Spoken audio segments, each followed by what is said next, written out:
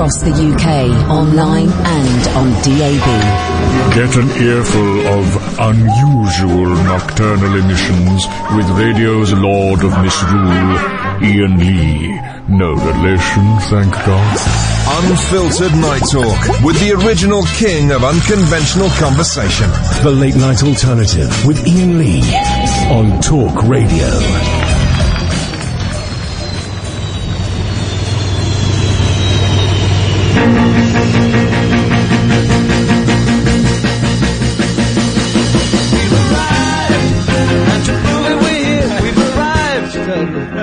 Great note there. Right. 1, 2, 3, 4.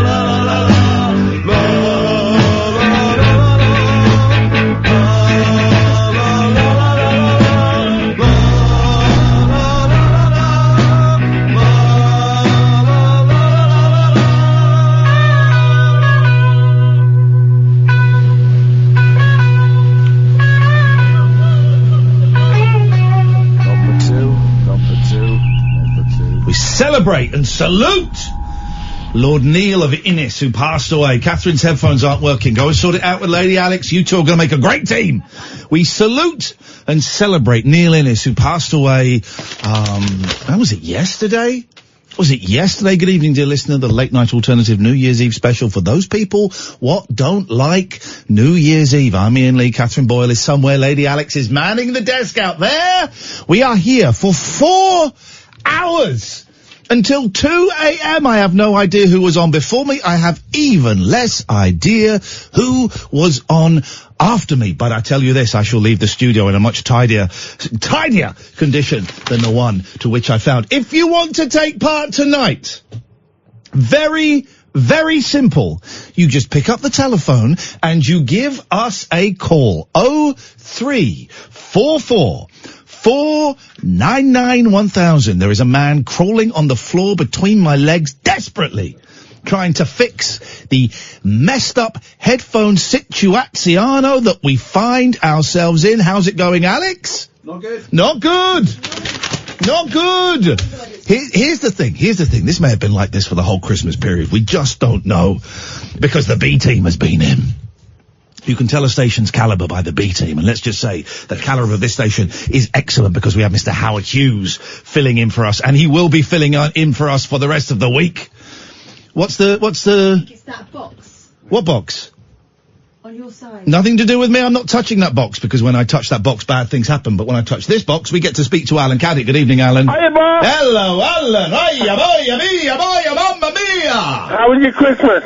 None of your beeswax. No good on. Can't believe it. New year, new decade. New year. Well, technically, it's not a new decade. I mean, technically, the end of every year is the beginning of a new decade. But this decade, am I right in thinking, maths fans, that this decade doesn't end for another year? Well, that's if you believe the new millennium started in 2001. Well, I believe you can't start on a zero. Well, we had the year 2000, then we had 2010. Yeah, I know how years. I know. Yes, I know years.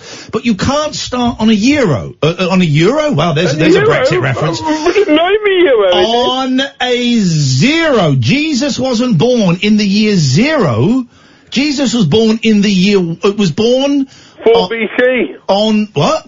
I think it was the year 4 BC. How could Jesus be born on the year 4 BC? Do you know what the BC stands for? Before Christ. Yeah, exactly. So he can't have been born 4 years before Christ. He was Christ. That's what Jehovah's Witnesses were telling me. Were they? Yeah. The Jehovah's Witnesses, I don't know much about the Jehovah's Witnesses. I always try and chat to them when they come around. The Jehovah's Witnesses were telling you that Jesus was born 4 BC? Yeah. That is incredible. Incredible. And also I got my predictions for the first celebrity death of 2020. Oh my God, I don't know if I want to play that game. Oh, like I say, I got my first prediction. Okay, well let's hear it, but it's not really a game I want to play all night. Federal Europe. 'Cause we're leaving, baby. So you're predicting the death of Europe? And that literally will be the final countdown. You're predicting the death of Europe on a game that we're not prepared to play for the rest of the evening. Because we're going out. Okay, alright. Well, yeah, I mean, I don't know. Here's the thing. I have not read a single newspaper, in pretty much the last 2 weeks that I've been off. And I've not watched any of the news programs. And I've switched on, like, newsy radio for a few minutes and then just thought, I don't need this. I don't need this. So I've switched off. So I've been listening to music radio. I have been listening Kiss. I have been listening to compact discs. I have been reading books. And I don't know what the hell is happening in the world. And my head is a whole lot better for it. Well, we've had bushfires in Australia. Have you? Well, you're in Australia, are you? No, I'm just saying. Well, they have. You haven't. Okay. Well, here's the thing, Alan. Stop. I felt better when I didn't know bad things were happening. Now I know there are bushfires, so I feel bad. But we're still celebrating New Year's in Sydney. Stop. Okay. Well, that's great news. Here's the thing. Why don't we everyone phone up and just say good things tonight? 834449915. Let's spread joy and happiness to the world. Said the man who just told us that Australia is burning. 03444991000. Let's get Catherine's microphone on. Catherine, do you have headphones? No. Why? None of these headphones on this side. None of these sockets are working. Now, someone... She's genuine. Here's the thing. I'm laughing. She's sitting in the studio with headphones on and couldn't hear anything and didn't say anything. She's genuinely peed off. As you should be. I am. As you should be. 4 hours. It's quite important that I am able to hear the calls. Does that one not work? None of them work. None of the sockets work. My socket works. Your socket does. None of the guest contributor sockets work. I wonder whether is there on there? I wonder if I trick it by having my... Happy New Year! Happy New Year! Guess what? That one works. There we go. All right. Now, flipping it, man. Can we? This is sabotage. Can so basically, leave the contributor headphones, the whole desk don't work. All the contributors here, none of them, they don't even have their microphones turned on when they come in. It's all about the host. They've all had their headphones on today and they don't work. Can we leave the sourness outside now? Outside as we say goodbye to 2019 and hello 2020. I would like to be able to help you with that, but I think it's genetic. I hate New Year's Eve. I hate it. That's why me and Catherine are always very, very happy. For the Greeks, here's a Greek reference for you. This year, etsy-ketsy. But generally, we're very, very happy to work New Year's Eve, because I don't like it. I've never had a successful New Year's Eve. It's always ended in, lonely disappointment. I think you know what I mean by that, lads. Or an argument. Or vomiting. I've never had a successful New Year's Eve. That's why!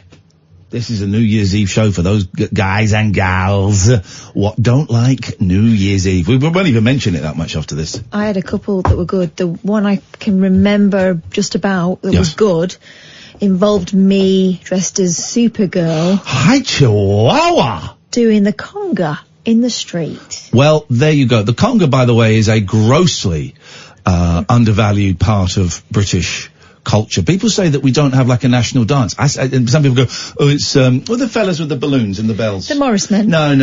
It's the conga. The conga is the dance of Britain. And as we follow our plough, can I do my Brian Walden? I think that's what the kids want on the last 2 hours of 2019.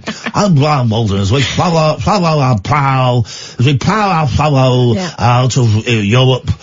We shall be congoing around the British Isles with 2 fingers up to Merkel and her ilk. I'm Brian Walden. Because as we know, you couldn't conga anymore the whole time. You couldn't conga under EU rules. You could barely do the okie dokie. That's someone with a clipboard turning up. And that's what it's all about. How would I say your name? Oh, Emre! Yeah, hello, Ian. Hello there. I was watching your stream the other day. It was on Twitch, and I've not called for 2 years, so I thought I had to call that. 2 years. What was happening in those 2 years, Emre? Were you in prison? Were you abroad? Were you on the run from the feds, the popo? What was going on? I was watching Piers Morgan. For 2 years? And what the hell have you poisoned? I mean, it feels like he's on telly all the time, but I didn't realise he actually was. You have poisoned your mind by watching that imbecile. Anyway, Emre, you are now back on the safe side. You're speaking to angels. What can I do for you? Right, so I wanted to ask about Good Morning Britain, which is quite funny, really. So, you know when you have your earpiece on? Yes.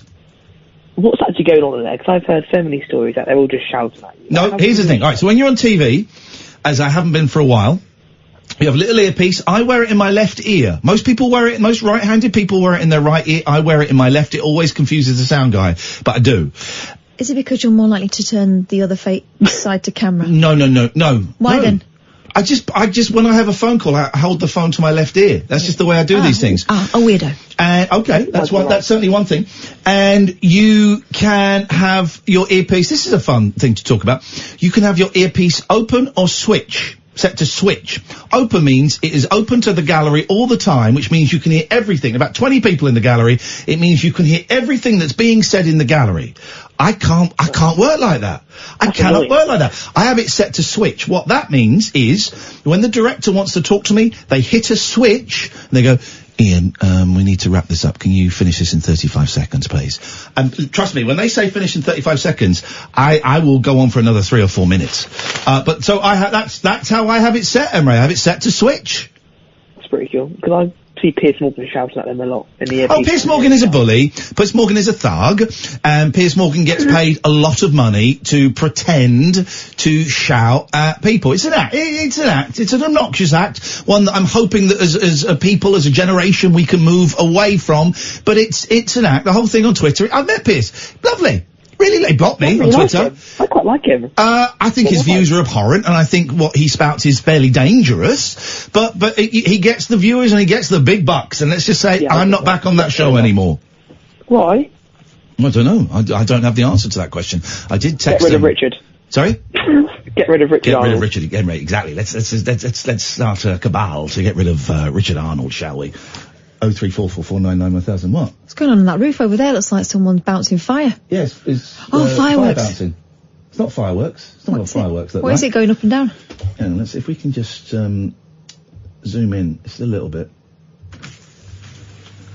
There we go. I'll close the blind because you shouldn't be looking out the window. You should be looking at me, concentrating on me, concentrating on the show, having a lot of fun. 03! 03! Oh, I've missed this. The listeners haven't. Neither has management. 03! 44! Hang on a minute. Mark, what? Hang on a minute. I'll take this. Mark, why do you keep calling up and then when Lady Alex answers the phone, you disappear? Well, I've not had the phone's not been answered. I've seen him answer the phone. Well, he's not come through to the phone. I have seen this guy. Alex, defend thyself, witch. Literally pick the phone up and he hangs up. I think you're impatient. What's going on with you, Mark? Before I speak to him, so to be fair. Mark, you're live on Talk Radio. Yes? Good evening, guys. Jeez, can we have some people that sound... I know we're not allowed to do this anymore. It got banned in radio. But when you, years ago... And I was never really party to this. I was around when it happened, but it was never on a show I did. You say you're giving away a James Bond VHS box set. And the reason I'm thinking of that is I used to work with Alex at another radio station. I know for a fact that a producer fixed it so that he won. Do you remember the producer? I won't, no names, no pack drill, but a producer rigged a competition so he got the James Bond VHS box set, right? Gosh. But you would do a competition, right? So I'm the person answering the phones, right? Wouldn't be a producer back in the 90s, and you're phoning in. Hello, you're through to the radio competition. What's your answer, please? Hello, is the answer Scaramanga? Okay, and how excited would you get could you make your excited voice, please? Yeah. Yeah, I'm afraid the prize is gone already. Sorry about that. We're going to go to a next call straight after. Hello, line 2, you're through to the radio competition. Is the answer Scaramanga? What noise would you make if you won? Yeah, if you just hold there, I'll put you through, you'll be on air in 30 seconds. That's how they used to do it, right? You're not allowed to do it anymore. But can we do it with, just like regular phone-ins? Can we fix regular phone-ins so that people sound enthused? I believe the way they used to do it in the olden days with horses is with a sprig of ginger up the old jacksie. Can we put some ginger up your bum, Mark? If you want to. I want to! I'll warm it up first, hang on. Bend over. There you go. Thank you. Right. Can we have a little bit of enthusiasm? Yeah, I'm enthusiastic. I've just finished a nice 15-hour shift. Oh, okay. Well, come on. Okay then, Mark. Okay. So, yeah. So what I was calling up to see is how Catherine's getting on with the clicker for the cat. With her what? Oh, my clicker. The clicker for the cat. The thing that you click and the cat comes Jeez, in. I mean, I really thought 4 hours we would steam through and do a great. So far, we've had a phone call from an idiot. We've had a call about earpieces, and now we've got a guy who I think may have died 3 weeks ago, talking to us about a cat clicker. It's very exciting times. As opposed to a cat clicker. Basically, she'll do anything if she's hungry, Mark. So it's very hit and miss at this point. I'm hoping that she will succumb to the training schedule, or I'll give up. Oh, because I've seen it with dogs before. No. Let's start again. Let's have the break. This is Talk Radio. Across the UK, online and on DAB. The Late Night Alternative with Iain Lee on Talk Radio. 03444991000. I've got no idea what's happening. So the headphones don't work in this place. We're away for, let's be generous and say 2 weeks. And the headphones don't work. Get down there! Sit down there! Someone's controlling my faders! Someone's controlling my faders! Remotely!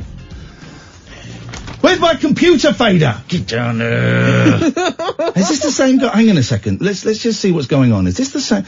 Hello, is that the same Mark? What same Mark? No, it's a different Mark. Okay. It's other Mark. Mark Here we go. 2.0. Yes, Mark. Hello, Ian. Hello, Kat. Happy New Year for later. Thanks, I'll save it. That's one in the bank, isn't it? Save it. Cap, save it for an hour and 40. I will. Thank you so much, Marcus. Ian, just 2 things I wanted to talk about. You're a gamer. Have you got a Nintendo Switch? My anus? I'm a gamer. No, you're a gamer. I'm a gamer, yes. Gamer, loves the games. I'm a gamer. Well, so I bought my son a Nintendo Switch for Christmas, and the games I got him aren't that great. Sort of lost interest. What games did you get? Luigi something or other. Luigi Ghost Mansion. Luigi's Mansion 3, Hello Neighbour. Oh, that's rubbish. Hello Was that Neighbour. about a neighbour being a murderer? Yeah, Hello Neighbour. The only way I know, my son played that, but the only way you can complete Hello Neighbour is by watching on how they do it on YouTube, because it's the most convoluted, complicated puzzle game in the world. And also Mario Kart. We weren't at... Whoa. Is this a prank call? Oh no. Is this a troll? Are we being trolled? Is this the other radio station trolling us? You didn't like Mario Kart? Well, maybe it's because we haven't played it on the telly yet. We've just played it on the Switch because we were at me mum's for Christmas. So maybe we haven't put it on the telly yet. So is it better on the telly? Mario Kart is one of the you, sir, are a scumbag. Mario Kart, sir. New Year's Eve, scumbag. Yeah, New Year's Eve, you're out first. You're our first, and thank you, Mark. You've given us a feature. We haven't got any material. I haven't even looked at the papers. We have our first feature, New Year's Eve Scumbags. And the first award, Mark, the first award goes to you for besmirching the name of one of the greatest video game franchises in the world, Mario Kart. And I've played this iteration of Mario Kart. Mario Kart is awesome. I didn't think I was going to get an award like this on New Year's Eve. I'm writing it down because I like that. First one goes to Mark for Mario Kart. Also, one more thing. Hang on a minute. Let me just tell you one game you got to get because I got this for my boys and we had so much fun, like actually laughing. Just a minute. How old is your son? 9. Yeah, okay, your son liked Mario Kart, you didn't, and you imposed that on him the same way that people do with religion. The game that I bought for my son, and we were laughing so much, and I'm going to nick it off him because I want to play it and stream me playing it, is Just Dance 2020. Oh, God. Oh, Just Dance. I wish I had a video of it, but it's got my son in it, otherwise I'd post it. I'm gonna take my horse up the Old Kent Road, I'm gonna ride until I can't no more. I did 2 dances on Shattered. Just Dance. Still aching today. Still aching today. Mark, mate, you might want to have a couple of sherbets, but get that, your boy might as well. Get that, set that up. It's better on the big screen, but we did it on the small screen. We rested it on a bookshelf. Books go there, you may not know that. And we danced, and it was the most hilarious thing. And then my 7-year-old is dancing, and he's the next day he's singing this song. I said, where did you get this song from? And he said, oh, it's from Just Dance. And this is the song he was singing. Back streets back, alright! Oh, yeah, what a dude. Get that game, Mark, you'll love it. It's funny. Go on, what else did you have? Here's another recommendation. Go on, Kath. If you want to play a game where hang on, Mark. If you want to play a game where you play together and probably end up screaming at each other because you've got to work together on something. Yeah. Overcooked, and it's not expensive. I hate that. I can't do it's it. great. It's one of these games where you're in you're 2 little chefs. Or more. It's one of these games where you're 2 little chefs, as though there's a whole genre of 2 little chefs. And you have to work together to get as many meals out as possible while the customers get increasingly irate. It's brilliant. It is fun. I struggle with that because it's fiddly as flip. But talking about meals, that puts me on to my next. Oh, there we go. As if I knew. Yes. Right. So I was sad to hear of the passing of June Whitfield. Yeah. Because I used to love a bit of Terry. Hang on. I thought she died years ago, didn't she? She died like 2 or 3 years ago. No. She died yesterday or the day before. No, Catherine, please. Why? 29th of December 2018, yeah. 2018, that's last year. Yeah. It's a year ago, Mark. Of things on Twitter. Oh, sorry. I saw loads of things on Twitter. Right, so, yeah, I can't say the next bit then, if she died. Thank you very much indeed for your call, Mark. There we go. He's going to have to just deal with that news let it sink in. Here's the thing, a lot of people die again and again and again because old tweets are rediscovered and retweeted as new. And someone yesterday made a kind of Sergeant Pepper collage of everyone that had died this year. And I was looking through it and I was thinking, wow, they only died this year? Like Doris Day, I thought, died years ago. Yeah, she died this year, yeah. Well, it's good. That's got Peter Talk and Neil Innes in it. Oh, I cried. I was streaming on Twitch, and we just had a nice meditation, because I'm meditating every single day. David and Ed, stay there, I will come to you in a minute, I promise. 0344 499 1000. I was meditating, and it just came out of the meditation, so everyone's feeling very relaxed. And I scrolled through the chat to see what I missed, and our friend Pete, a friend of the show, former Apprentice correspondent, no less, said that Neil Innes had died, and I burst into tears, and I don't quite know. I think I've got a theory. At the time, I didn't quite know why Neil Innes had me actually bawling my eyes out. B-A-W-L. Bawling my eyes out. And I got a couple of weeks ago, I crowdfunded his new album, although I didn't get sent the album. But I bunged a few quid towards the album, and I think it was like, there's only 30 quid, or maybe 50 quid, which still seems very, very cheap. He would handwrite the lyrics out of one of your favourite songs of his. And so I got him to do Double Back Alley by the Ruttles, which is their version of Penny Lane, and it's just great. And I've got it framed, and we played Double Back Alley on the stream, and I'm holding this picture, and I just went. I was just in absolute, sobbing. I think, and it is really sad, and I was lucky enough to interview Neil Innes maybe 8 or 9 years ago. I was talking to him about coming on the show, but Neil Innes is one of the worst people to try and arrange an interview with, because you do it through him or his wife. I think his wife's name is Yvonne, but I may be wrong. Yes, I think she is. Is it Yvonne or Yvette? I think it's Yvonne. And I've messaged him and said, Neil, do you want to come on? Oh, yep, I'd love to. Give me a date. And then send him some dates. Wouldn't hear back. You'd email him after that date. Oh, I'm so sorry, I forgot. It wasn't him being rude. It wasn't him being... Just forgot. He just forgot. And I love that about him. Here's my theory as to why Neil Innes affected me so much, right?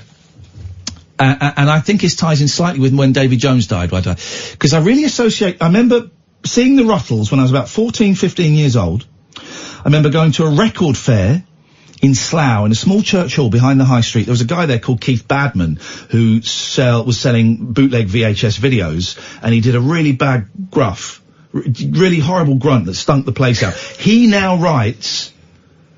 He's now a respected rock biographer, this Keith Badman. Gosh. And I'm guessing he works alone a lot. Yeah.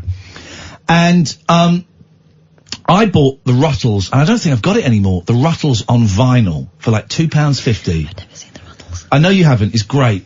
But the album's even better, and it was this beautiful vinyl thing with a booklet, and I've lost it.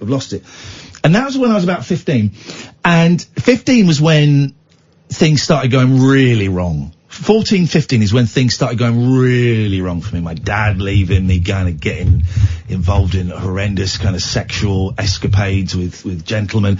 And that was when things, I became very angry for a good few years, but it kind of started there. Very, very angry and very lost and very confused. I got lost. Got lost around about 14, 15. I was a bit lost before, but and I was wondering if his death, because when he died, the first thing I remember was picking up that album out of a tray in this record fair in Slough. And it took me straight back to being 14, 15. And I wonder if that's why I'm crying, because I identify with that so much. I don't know. A little bit of cod psychology there. I don't know. But of all the deaths this year, Neil Innes, that was the one. That was the one that got me. Let's go to David Babcock. Me. You. Is that your name? Well, yeah, I suppose it is. Okay. Okay. Well, if that's your... Let's... Okay. What is wrong? Why is... Where is the vibe tonight? What's it all about, Babcock? What's it all about, Babcock? I don't want to be... I'm having a poo right now. Okie dokie, we'll come back to you in a few minutes. Really? Let's hear an advert from one of our colleagues, and hopefully during that time, David Babcock will have finished his toilets. The wild man of late night radio. The Late Night Alternative with Iain Lee On Talk Radio. Smooth? Smooth? Hello.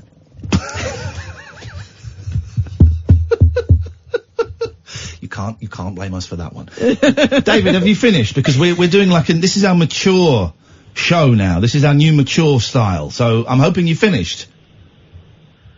There's nothing not mature about it. We all do it, but sadly, no, it's one of them ones. Okie dokie. David, what have you got for us? David, does it mean no, he's not? David, let's not dwell on it. David, he's dwelling on it. The singer. Because David is now a singer. Oh, I noticed. Performs online, singing online with strangers and friends alike. Mm-hmm. What have you got for us this evening? Well, it's just, 2019's been and gone. Well, not quite, mate. Nearly.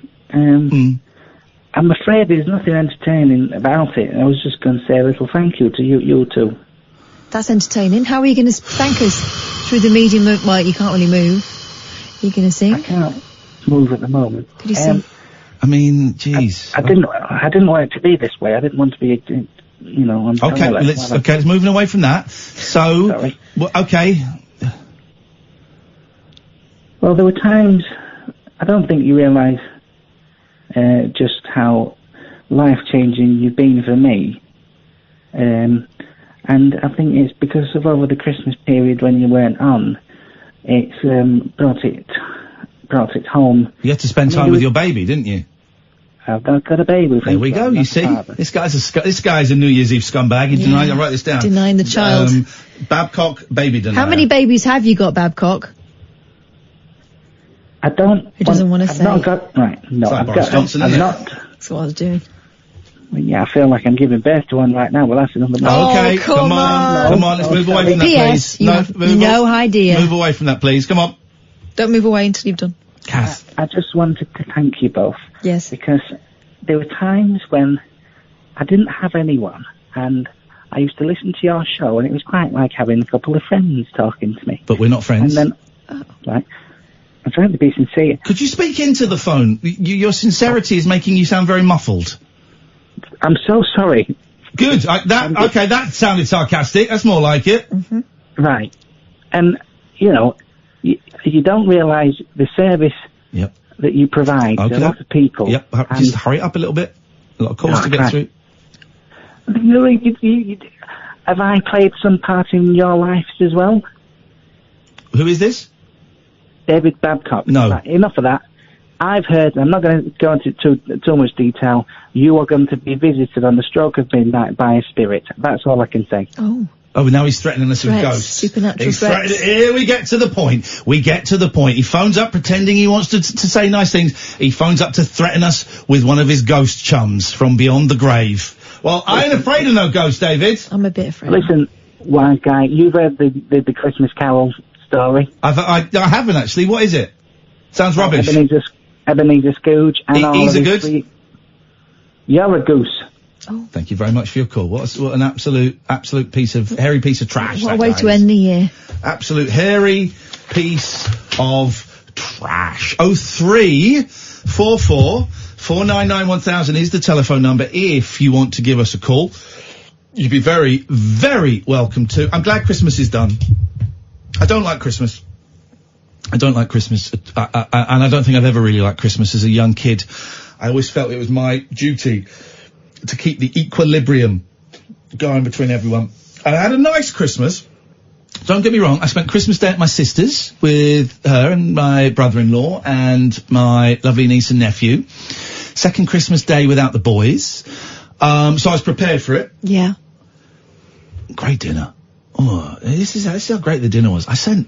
We sent a load of roasties to the bin. What? What was I thinking? I could eat those roasties now. I've never done that in my life. Great dinner, great company, but I'm kind of thinking next Christmas, if I don't have the boys, and this is no in any way slight on my sister or anything, it was really nice to see them. I got great presents. Just think, a week ago, I didn't have any onesies. Now I've got 3 onesies. I have 3 onesies. One from you, Catherine. Thank you very much. Describe them. I've got a Superman one, I've got a cat one, and I've got a normal one. What's the normal one? Just black, isn't it? Oh. Just black normal one. Evening attire. Sexy. The penguin one, the cat one looks like a penguin, but anyway. But I'm kind of thinking, next Christmas Day, if I'm not got the boys, and that's up for debate, I might just spend it on my own. And people go, oh no, you can't do it. Yeah, I think I can. And I think it would be alright. I might hate it, in which case I'd never do it again. Because I had plenty of offers. I met Colin, I met Chip, they all asked me. There is a difference between not going out because you don't want to go out because you'd rather stay in, and not going out because no one's thought of you. I think I would be very happy watching getting up late, feeding the cats, watching some DVDs, playing some Call of Duty, reading a book, having a pizza, and then going back to having a doze and going back to bed. I think that is actually my perfect day. That's what I've just described there as my perfect day. So why not do that on Christmas Day? I'd get the kids on Boxing Day. And then my sister normally comes over the 27th, stays for a couple of days. So I'm not really missing out on anything. I felt, and I know that I wasn't, right? So this is not in any way a judgment on my family. I felt I was an imposition on my sister. I know I wasn't. I know that's totally coming from inside my head. I know that. And that's just the way I am. I think a lot of people are like that when you're kind of sat in someone else's house when it's like an intimate time that you kind of think, oh, maybe I shouldn't be here. That totally comes from me. No, in no way did my sister make me feel like that at all. But I think my ideal Christmas, I always thought it'd be really sad and really lonely, but no, it wouldn't. Not if that's what you want to do. Yeah. And now I know that when the boys come on Boxing Day, we have a wicked laugh, man. We have a wicked laugh. Opening presents, playing video games, and playing with the cats. And the pressure to make it perfect, magical, etc. is lifted. Yeah. So I'm thinking, although my youngest did ask if next year they could have Christmas Day with me, and the reason, it was kind of my turn, and the reason that I suggested that it'd be better if they had Christmas Day with the other side of their family is just I know they'd get fed better. I can do a Christmas dinner. Of course I can I've done a Christmas dinner. But I just know that side of the family would do an amazing Christmas dinner. Yeah, but can I just interject for a second? Yeah. Kids don't really care about the Christmas dinner. I know. I just feel that being surrounded by more family would be a more complete experience for them. That's my opinion, and I'm sticking to it. But if you did Christmas Day on your own, some people do it through choice, some people do it not through choice, and that's a different thing altogether. But I'm so glad it's done. And on Sunday, my sister came and stayed for a few days, and she went on Sunday, and I took the boys home on Sunday, and I got back Sunday night about 9 o'clock, 8 o'clock, something like that. And as soon as I got in, made a cup of coffee, took the tree down. Didn't have many decorations. I'm getting a nice collection of stuff the boys have made at school that will go up every year and will grow. But got home, put the kettle on, cup of coffee, sat with the cats and took the tree down, put it out in the front garden, pulled down the Christmas pictures. I was done. Christmas was done. Okay, here's my I love my family and I love Christmas, but, yes. Stay there, Fiona. Come to you in a second. I have not been on my own properly until today. For 2 weeks, right? Yeah. Not on my own, not for a second. Yeah, yes. Not for maybe when I went to the loo, but even then the girls do try to impinge upon that time too. There's always something. There's always a knock at the door. I went to the gym yesterday out of choice, just to get some peace. Yeah. Now that is not like me. Yeah. It was great. It was great. I did the full workout because I just wanted that extra bit of time. I had a bath. I had a very, very nice bath when everyone was in my house, and there was a knock at the door from my nephew. And I was watching a very sweary Limmy video. And I said, Dylan, not now, mate. I'll be down in half an hour. And I had a candle. I was watching Limmy, and I was just chilled out, and it was nice. I like, not all the time, but I like my own company. So that's what I'm thinking Christmas Day next year. I have felt previously obliged to be somewhere. Normally it's with my mum, or then I had the kids, you're with the kids, last couple of, and maybe I'm at a place where being on my own on Christmas Day is not a bad thing, is actually a positive thing. I was on my own, what day is it today? Confused, Tuesday. I was on my own all day yesterday. Loved it. I could do with a day. Streamed, I read, watched some terrible films on Netflix. Awful. I had a doze, went to an AA meeting. Loved it. Fiona, stay there. You'll be next. This is the late night alternative New Year's Eve special for those people that hate New Year's Eve. You are? Catherine Boyle. I am Iain Lee. 03444991000. This is Talk Radio. Talk Radio. Late night conversation worth losing sleep over. The late night alternative with Iain Lee on Talk Radio.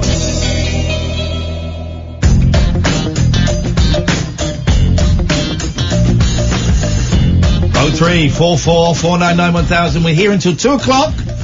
Then we're off for the rest of the week. Then we are back on Monday. Normal service resumes. Let's go to Fiona. Good evening, Fiona. Evening, Ian. Evening, Catherine. Ooh. Hello, Fiona. Hello, Fiona. How you doing? Fine. What you got for you? Oh, you don't sound fine.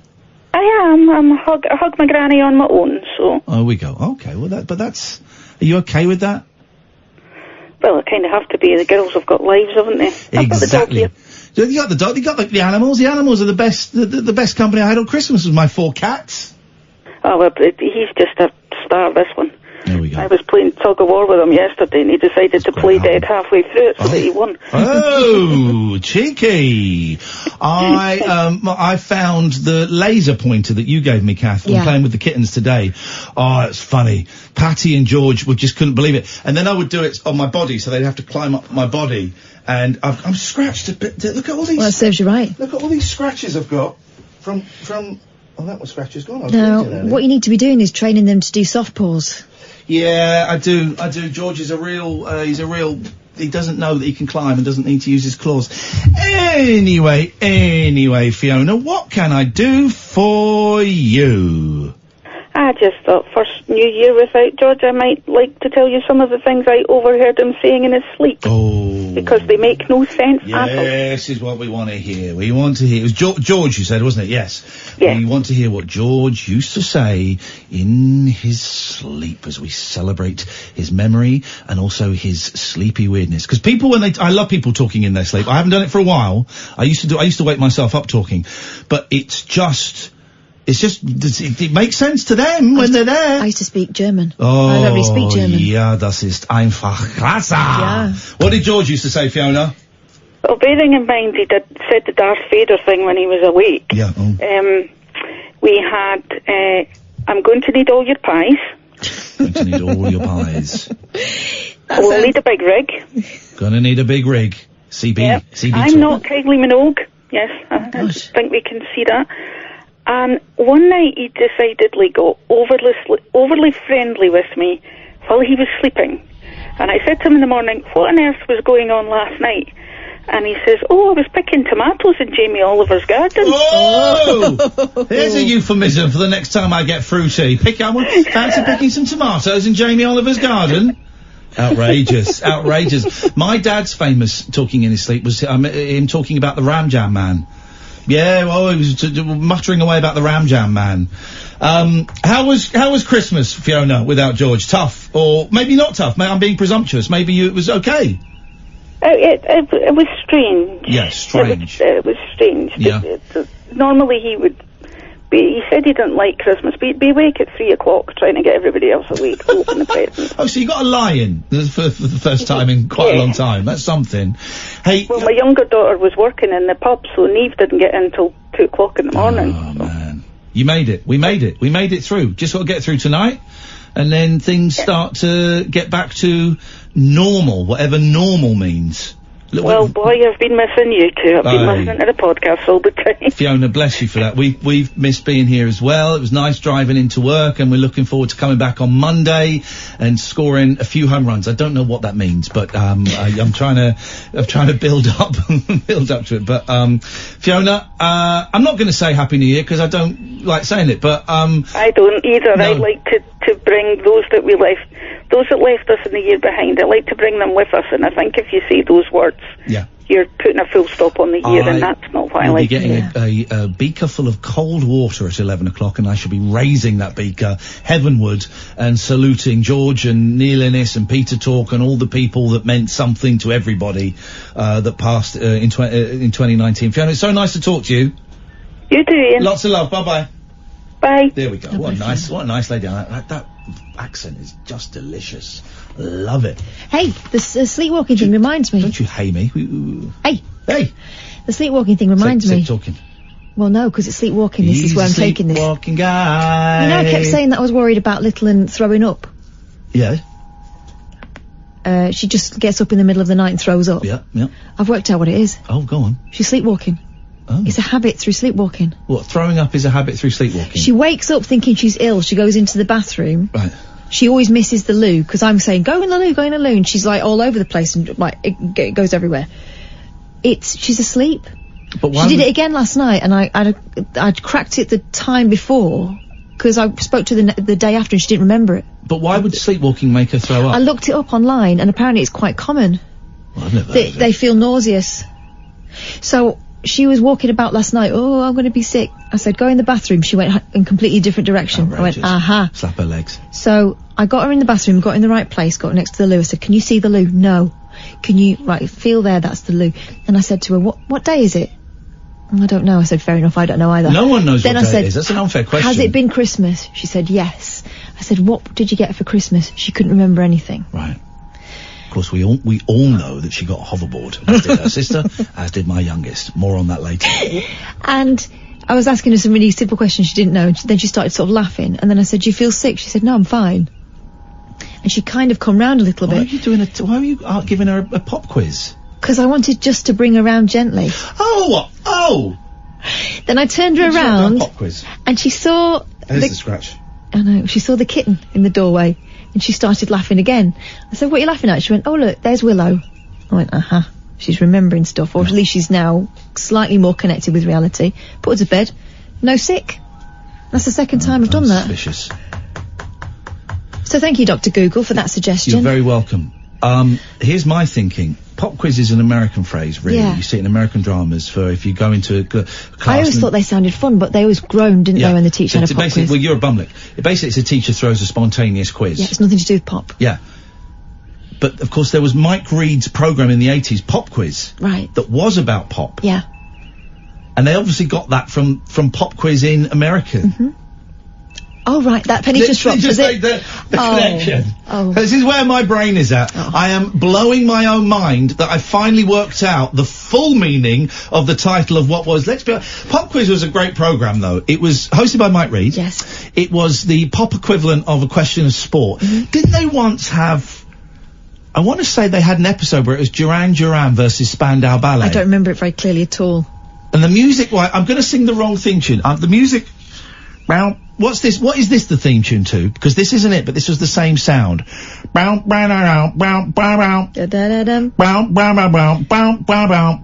Question of Sport. Is that Question of Sport? Right, well, I think, and we're going to find out, I think the theme tune to Pop Quiz was similar, Pop Quiz theme tune. Let's find out. Here we go. Pop Quiz. Mike, stay there, callers. Be with you shortly. This is far more important. Pop Quiz. Mike really. Here we go.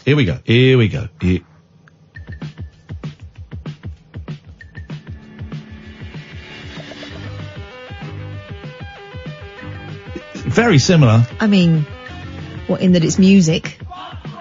What's it like? Pop Quiz.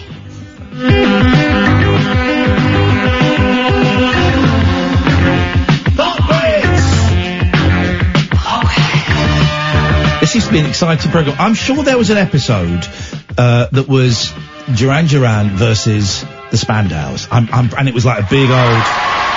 This might be it. Let's just see who we've got. Let's listen to the famous names. Happy New Year, guys.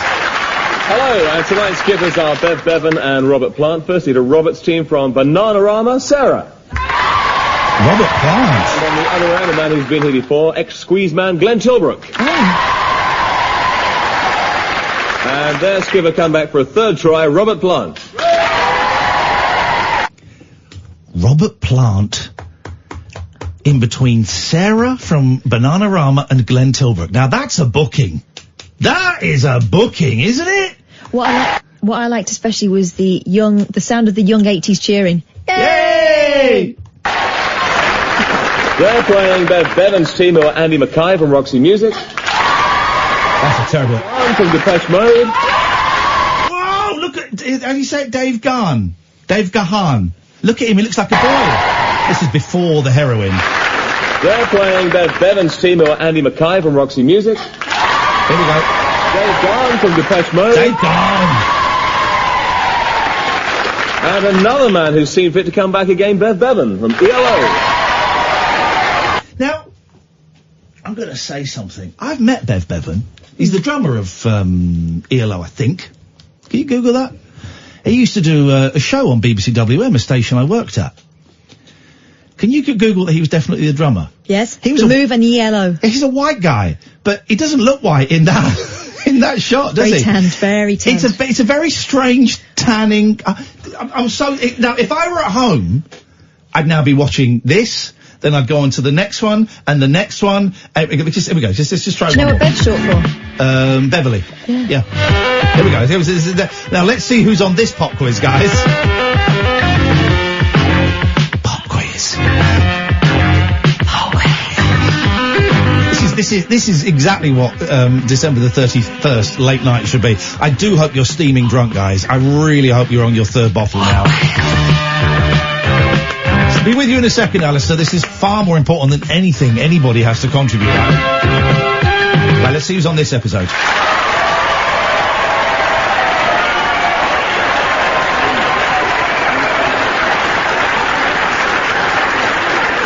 Well, just when you thought all the sport was over for an afternoon, we have some musical sport lined up for you, I think in more ways than one. I think it's going to be a fierce battle tonight between Francis Ross's team and Roy Wood's team. Let's first introduce Roy's team, and now Colin Blunstone. Colin Blunstone! He's been on this show! From Bow Wow Wow, Annabella. Yes, sir! And the man in charge of the team, Roy Wood. And they'll be fighting Francis's team, who are Linda Nolan. Seb Devon from ELO. Who's white here. And the skipper from Status Quo, Francis Rossi. What a world. What a world. No, that is quite a star-studded roster there. What a world. I mean, let's not forget, of course, we had Robert Plant on the previous. Incredible. One more. So, Second in the new series of pop. Oh, that one's not very good quality. I just want, one more. Here we go, dear listener.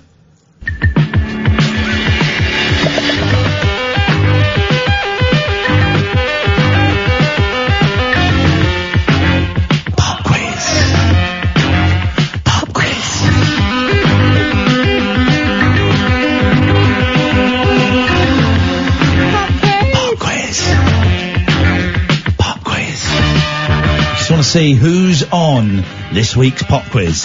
If there's no one I like, I'll turn off. It's going to be Alice Cooper versus Ringo Starr. Here we go. Oh, it's a great lineup.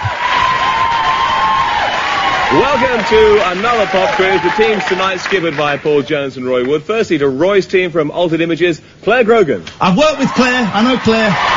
And at the other end of the team from Imagination, Lee John. He's been in this studio. Lee Johns has been in this studio. Met Lee. From all over the place, Roy Wood. And to Paul Jones' team, the man now with Motorhead, Brian Robertson. No idea. And balancing out the team on the other end, another Scot from Orange Juice, Edwin Collins. Edwin Collins looking like a baby. My God. Currently at the National Theatre, but not tonight, Paul Jones. What a world. Good evening, Alistair. Pop quiz. Greetings, Iain and Kath. Greetings, Alistair. How's it going? It's all right. What have you got for us tonight? Okay, well, first of all, I just wanted to tell you my 3 best moments of this year. Okay, here we go. First one, bit of an obvious one, my decision to give up alcohol. Keep going back. Second decision, yes. Well, not my decision, second moment, you allow me back on talk. Well, Alistair, you went on a long journey. You had a tremendous quest. One of my favourite things was you turning up at one of our shows. Yeah. And that was the third, meeting you in the flesh, guys. One of my favourite things was you phoning us up, I believe, in Manchester, sober, saying, I think you'd been sober for maybe 6 weeks, maybe not quite that long. And it was the first time we'd spoken to you in a long old time, and it was a delight. It was a delight. And boy, oh boy, sober Christmas, sober New Year. It's much better, isn't it? Oh, man. So much better. And, it's been a really nice time. Although I had the same thing that you were talking about. I was invited for Christmas dinner, and I was invited to spend with my friend and his wife, and that would have been fine. But then they said, "Oh, our daughter's invited. We've got to go to our daughter's." Oh. So I kind of got out of it because I thought I'd been in possession. You see? Yeah. So I thought I'd be having Christmas alone, and then my friend. Another friend who lives just down the road from me, he'd just split up with his girlfriend for 10 years. And he wanted to spend some time with, me supporting him. I had Christmas dinner at his place. Alistair, stay there. We're going to get the rest of this story in a few minutes. This is the Late Night Alternative New Year's Eve special for people that don't like New Year's Eve with Katherine and Iain on Talk Radio. Across the UK, online and on DAB. The wild man of late night radio, Iain Lee. Differently interesting nocturnal emissions from a legend of late night radio. On air and off the leash. The Late Night Alternative with Iain Lee on Talk Radio.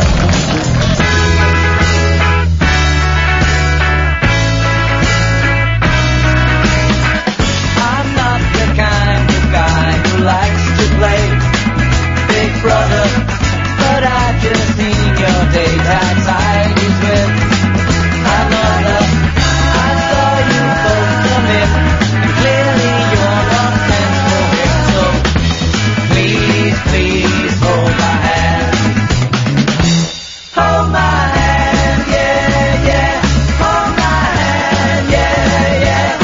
Hold my hand, and I'll see you home.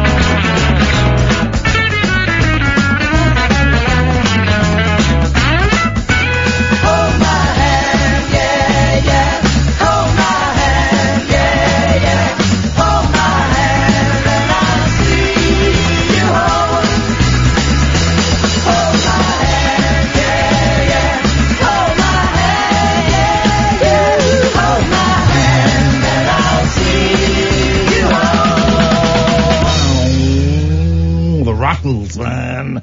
Neil Innes, he should have been on this show. Oh! Flippin' heck! Joe Pasquale! We gotta phone up Joe Pasquale! Oh, flippin' heck, let me phone him up now. Alistair! Yo. I forgot we got to phone up Joe Pasquale. All right, well, I hope you're on... Sorry, I just remembered. All right, no worries. We'll have a great 2020. You too, my friend. I look forward to speaking to you and seeing you and you staying sober, brother. You got this. All the best. Thank you, mate. Ta-ta. Bye-bye. What a nice guy. What a turnaround. I forgot, we're best friends with Joe Pasquale now. Yeah, we are. We said we phoned him at 10. You're the worst producer I know. Well, you've forgotten all. Yeah, but it's not my job to remember. Yeah, but this is another one that you arranged. You were there when we arranged it. Well, you were got his number, I haven't. His package. Listen, what? He was there in his pants. He was. He was there in his pants. There we go. Let's phone up. I bet he won't answer now. He did say he was doing nothing. Hello. Hello, is that Joe? Yeah. Hello, Joe. It's Iain and Kath on Talk Radio. Hey, Ian. How are you, love? Are you alright? We're on the air now. Is that okay? Yeah, of course it is. What? Of course, we're live. Yeah, we're live. So what's your language, you potty-mouthed buffoon? Oh, I'm not a dirty boy, not on New Year's Eve. I do, Joe very kindly invited me and Catherine and our kids backstage to see him in Aladdin, in Milton Keynes Theatre. And he did he was telling a story and he realised that he was coming up to a word. And he looked at me and Kath, is it alright if I say dickhead in front of the kids? How are you doing, mate? You alright? Yeah, I'm absolutely knackered. I just had 2 shows today. I'm sitting here watching Graham Norton dozing off. That's what I'm doing. I'm living on the edge. They're showing Graham Norton dozing off now. God, people will watch anything. Are you back at home now? No, I'm still in Milton Keynes now. Right, okay. I've got a little flat here. Come back here and then get up. I've got tomorrow off, so I'm going to watch Star Wars tomorrow. So watching New Year's Day, innit? Flipping heck, man. That show, because I know it's that old cliche, you do 2 pantomimes a day, but you're on, that is a long pantomime, and you're on stage for nearly all of it, mate. And also, it's very physical, the way you play it, Joe. Yes, for a man my age, it is quite physical, isn't it? For anyone. Yeah, not off. Yeah. It is, without a shadow of a doubt, it is the funniest pantomime I've ever seen by a long, long way. I've seen a lot of pantomimes, and I've seen some great ones. I've seen some, not some great ones that have just been reliant on a name of someone who's been on Strictly Come Dancing or something. Yours, man, we were laughing. I was going to say, there've been some years I've just been doing my best for the kids, if you know what I mean, sitting through it and going, yeah, this is great. This year, what a hoot, brilliant Panto. Loved it, our favourite. We all agreed, didn't we? Yeah.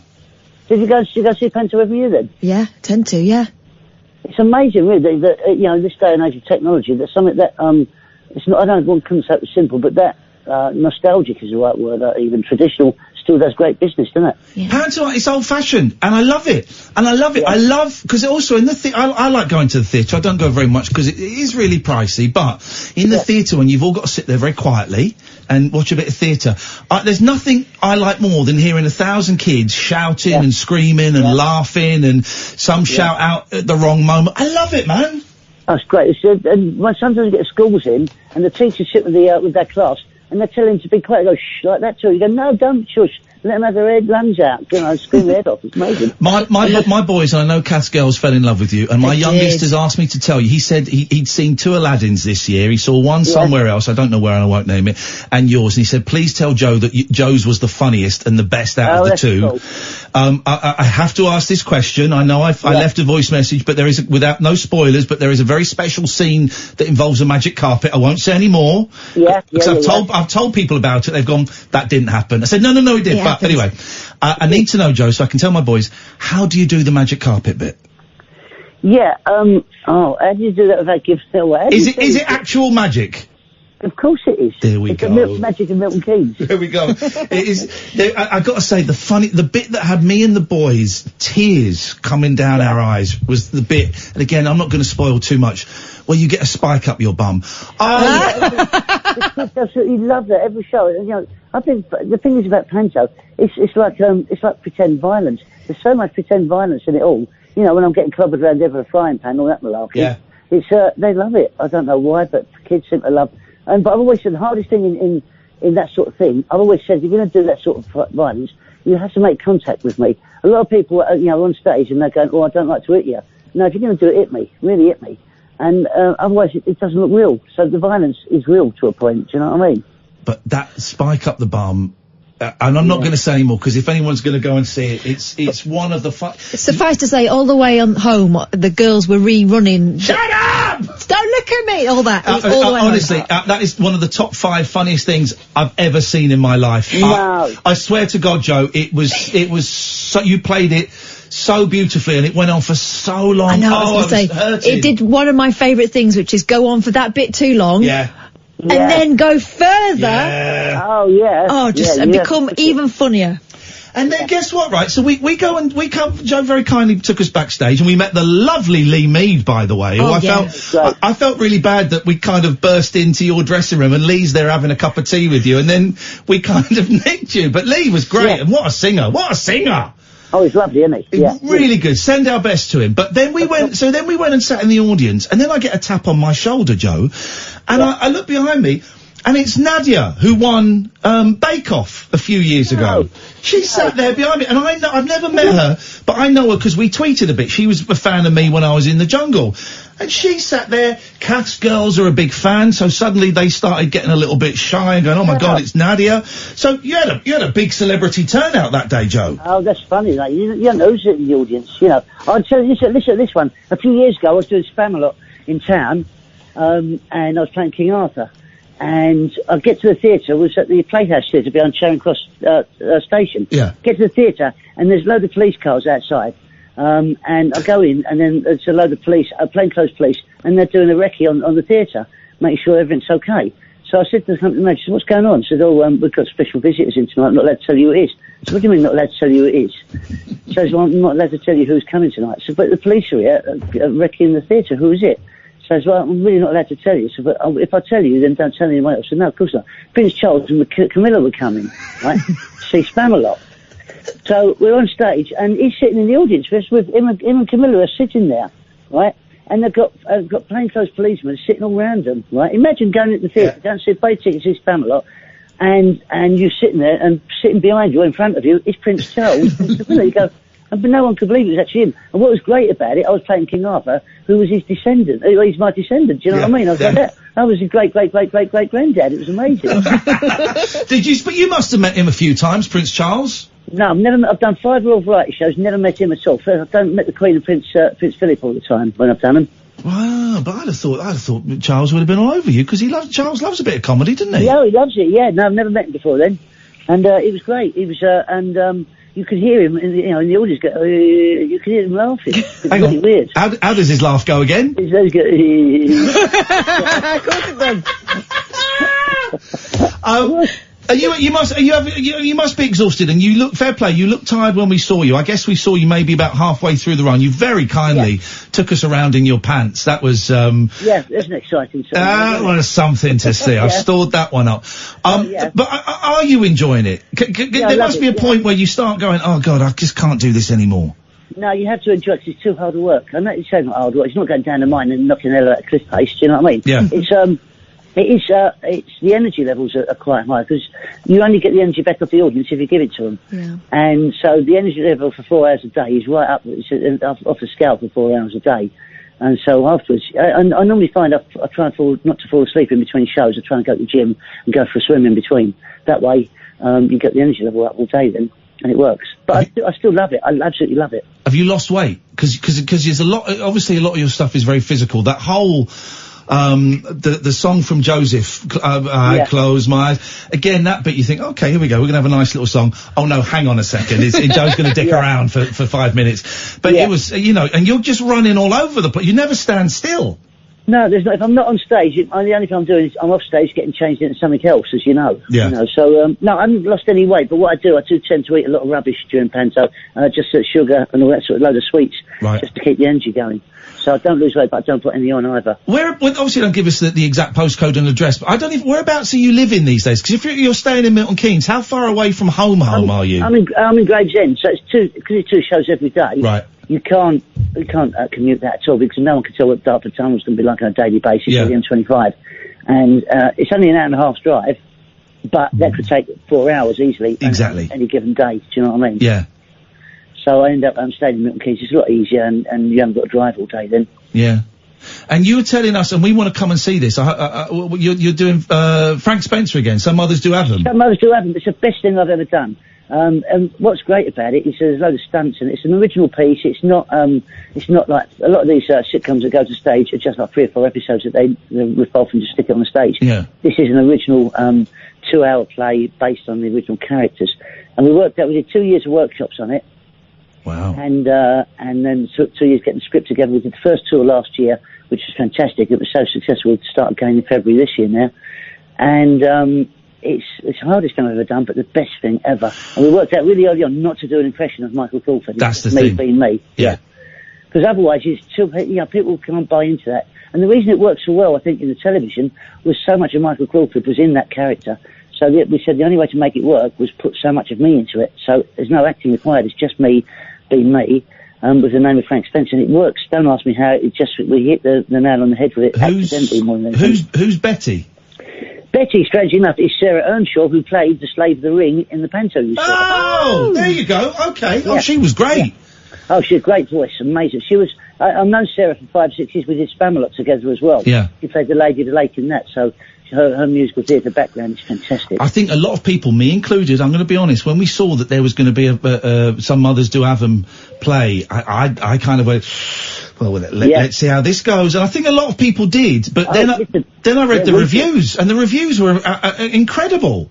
Oh no, we did the first few weeks, and the business wasn't great the first few weeks, and then the critic from the Daily Mail. What's his name? Baz Bamigboyne. No, different one. Oh, I don't know. I haven't got a clue. If I said his name, you go, oh, him. I can't remember his name now. He came in and gave it a 5-star review, and then everybody reviewed it. But it was 6 months, and we got 35 4-star reviews. No, we got Quentin Letts.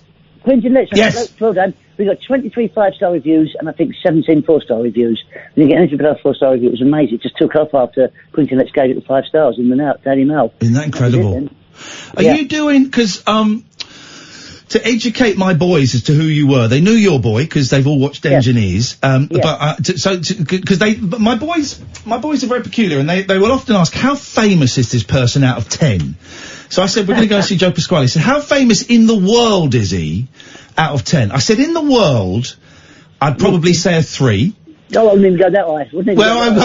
I said a 3, and they said, okay, how famous in Britain is he? I said, oh, he's a 9.5 at the very, very least. Everyone knows Joe Pasquale, right? They know the voice, you know the name, you know the face. So we were playing that, and I was showing them some bits of some of your solo stuff on YouTube, and they were like, I was loving it. There's some brilliant bits, and I've seen all this years ago, and I've forgotten about it.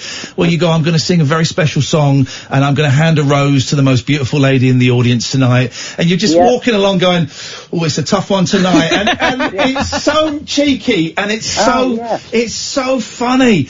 Are you going to do any more kind of one man? Yeah, I'm going back on the road in August after we've done. Really? Yeah, I still like doing that. I always look at that as my day job still, though. Because I know you had a quiet year this year because of stuff that happened, and you kind of took your foot off it a little bit to deal with your life, which is what happens in life, isn't it? I lost, as you know, as you say, I lost my dad this year. So, I consciously took that year because I didn't know what was going to happen, how long he was going to last, all that sort of stuff, and I had to deal with the fallout of all of that stuff, on his estate, and because I was the person that sorted it all out. So and I really missed doing it this year. I missed doing stand-up. It's still exciting. I still love it. It's like going out. It's like doing a parachute jump. You never know what's going to happen until you get out there. Yeah. I'm going to come and see it because I've never seen you live. I've seen you so many times on the telly, and we met probably about a year ago on Good Morning Britain. I think you were plugging the pantomime last year. Who was on that night? Do you know who was on that day? Do you remember who was on? Oh, it was Dolph Lundgren, wasn't it? Oh, Ivan Drago, yes. Yeah, Dolph Lundgren. Ivan Drago, and we're all daring each other to go and get a picture with Dolph Lundgren. We did. We both did, though. And I've got a picture with me and him and the bloke that played his son, whatever his name, the German guy. Yeah. I look like I'm 5 years old. And wasn't he lovely? Wasn't he really friendly? He just said, because you went up and got your picture first, and he looked at me and went, would you like a picture as well? We could do while you're having a laugh. I said, of course I do. He was getting in. He grabbed hold of me like I was a rag doll. It was both me and Joe. We turned into 12-year-old kids going, you're queuing up. Yeah, totally. Proper star. Drago. Yeah. It was very, but you very kindly gave me your number, and we've been chatting a little bit now and then. I know, but you mentioned your dad passing. I wasn't going to bring it up, but no, did he at any point say, Joe, come on, mate, get a proper job, or was he always? No, he did in the early days, but he also said to me, look, you've got to find a job that you do for nothing. That way you never work in a day in your life, he said. Oh, that's a good one. That's a great line, that is. Isn't it? Yeah. And what did he think of, He must have been proud of you. Oh yeah, he was really proud of me. He was very competitive as well. Right up to the end. I remember I did the London Marathon a few years ago. Well, it was 7 years ago I did the London Marathon. I hadn't done it, and I did it for Diabetes UK. And I came back and I saw my dad and I said, I did the marathon. Dad said, how long did it take you? So I said 5 hours 20. He went, I did it in 5 hours. I went, what? He went, I did it in 5 hours. So I said, when did you do it? He said, when I was 50. Hang on, if you were 50, I must have been 20 at the time. You never ever did the London Marathon, ever. He went, yeah, I did. I said, no, you didn't. You never said to me, I'm going to do the London Marathon, did it in 5 days. He went, yeah, I did. I said, when did you do it? He said, well, it wasn't the London Marathon. I said, when was it then? He said, well, I just went to Southend once. Well, that's not the London Marathon. He said, it's the same distance, 26 miles from Grays. I said, no, that's not the same thing, Dad. Running up the A13, right, to Southend from Grays ain't the same thing as doing a bloody marathon. He went, yeah, it is. I did it 20 minutes quicker than you. And he wouldn't have it. So I said, no, Dad. Was it officially timed or anything? He went, no, of course not. I said, well, you can't say that you beat me on the bloody London Marathon then. Oh, you lying stud. Yeah. I love it. Joe, I love you so much, man. I'm so glad. I've been going around saying that we're friends. I don't know if we are or not, but I think we are, love. I think we constitute that now. Bless you. You were so kind to mine and Kath's kids, and you made them feel so special. That really, really exciting day for them to come and see a big show, come and meet you, come and go backstage, and come and stand on the stage. The girls asked me to get the photos on my phone printed up so they can take them to school and show off. Oh, that's cool. And also, you did the thing, this is my life's ambition, right? And I'm sure I could have arranged this before, and I never thought of it. You said my name out in a pantomime. Yes! You said, I've got some friends in today, and you said our name. I've never had that before, and we all cheered. It felt good. Funny, isn't it? It's funny when you hear it. Really funny. You were so lovely to my kids, though, Joe, and to Kath's kids, and you know, I owe you for that, because that was a really beautiful day, and we had a lovely, lovely time. How many more shows have you got? When do you finish? I've got another 2 weeks to finish on the 12th. Honestly, dear listener, it's at Milton Keynes Theatre. If you've got any reservations about pantomime, this will blow them out. Lee Mead is great singer. The rest of the cast, who's the guy that plays the villain? Because he was Abanaza. Yeah, his name's Phil Corbett, isn't that? He was in Coronation Street years ago. He's just one of those jobbing actors who's done everything. Really good, and he's very strong. He was voice. The perfect baddie. The perfect baddie. Go and see it. Aladdin at the Milton Keynes Theatre. It's on twice a day. It's a big old theatre, but it was almost sold. Was it 1,400? Yeah, it's packed all the time, mate. It's great. Joe, listen, best of luck with that. Have a lovely evening, and we'll see you on Some Mothers Do Have 'Em. Thanks, mate. Happy New Year to a pair of you. Thank you, fella. See you soon. Take care. Mate. Lots of love. Bye-bye. There we go. Joe Pasquale. Just one of... It was such a magical day. Thank you, Joe. Such a magical day, right?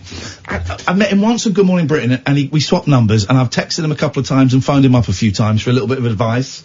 And, I texted him to try and blag some free tickets to go and see the show, and he said, I can't get any free, but if you come along an hour before the show, I'll give the kids some goodies and we'll fizz go them on. up. And they totally fell in love with him. Yeah. Totally. They're not as aware of him as we are. Totally fell in love with him. It didn't matter. This is the thing, He's got right? that je ne sais quoi. I was going to say, I was listening to Adam Buxton talking to Billy Connolly, right? And he was talking about that thing that some people have. Yeah. And something you've talked about before, to be a proper performer and to really connect with a crowd, you've got to have a complete loss of self-consciousness. You can't think, they're looking at me thinking, who does he think he is? Or he's being this, and how am I projecting? You just got to lose yourself, right? And the thing is about Joe is he's just really charming. Yeah. Because he is really charming, right? You meet him he's one of those people that you meet him one-to-one, and you're the most important person in the room, and he doesn't switch that light off. You know, some people can do that, and then it switches off, and you realise, he's doing a thing. Yeah.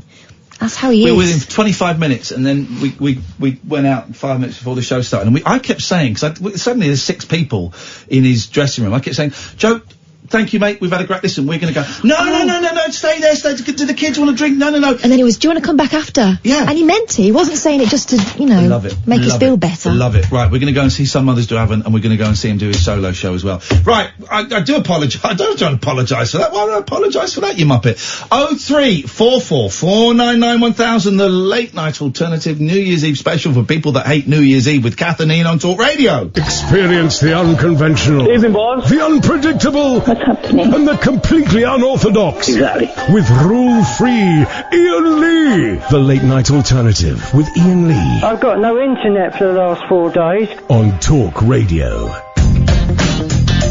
0344 499 1000, Ian... I think he said Ian Rugby then. So, my Christmas present to the boys, apart from a Scuff Xbox controller and a hoverboard... Scuffed? Scuff is the name of the company that All makes right. it. Get I the was going to program, say, take it kid. back. Get with the program, kid. Was I let them decide my middle name. Or names. Is it done? No, they haven't come up with anything yet. The best they've come up with, and this is cheating because it comes from their cousins, is Epic. Ian Epically. Oh my God. I'll do it. But they've not... I don't know if they're either feeling too much pressure or they're not bothered. They've forgotten. No, they've not forgotten, because I keep asking them. I wonder if let me phone my son up, we'll text my son and see if he's like, oh yeah, my 9-year-old got a phone. I'll just text him. Are you awake? I bet he's asleep. He was going to be the tough guy and stay up all night, but, no, last seen at 9:25. So they've not come up with a middle name yet. Anyway, I nearly called myself Ian Rugby. I haven't been Ian Rugby for years. I'm Ian Lee. You're Catherine Boyle. We've got Lady Alex on the phones. It's the New Year's Eve show. For people that don't like New Year's Eve because it's a waste of time. We're coming up to nearly midnight. Who cares? Let's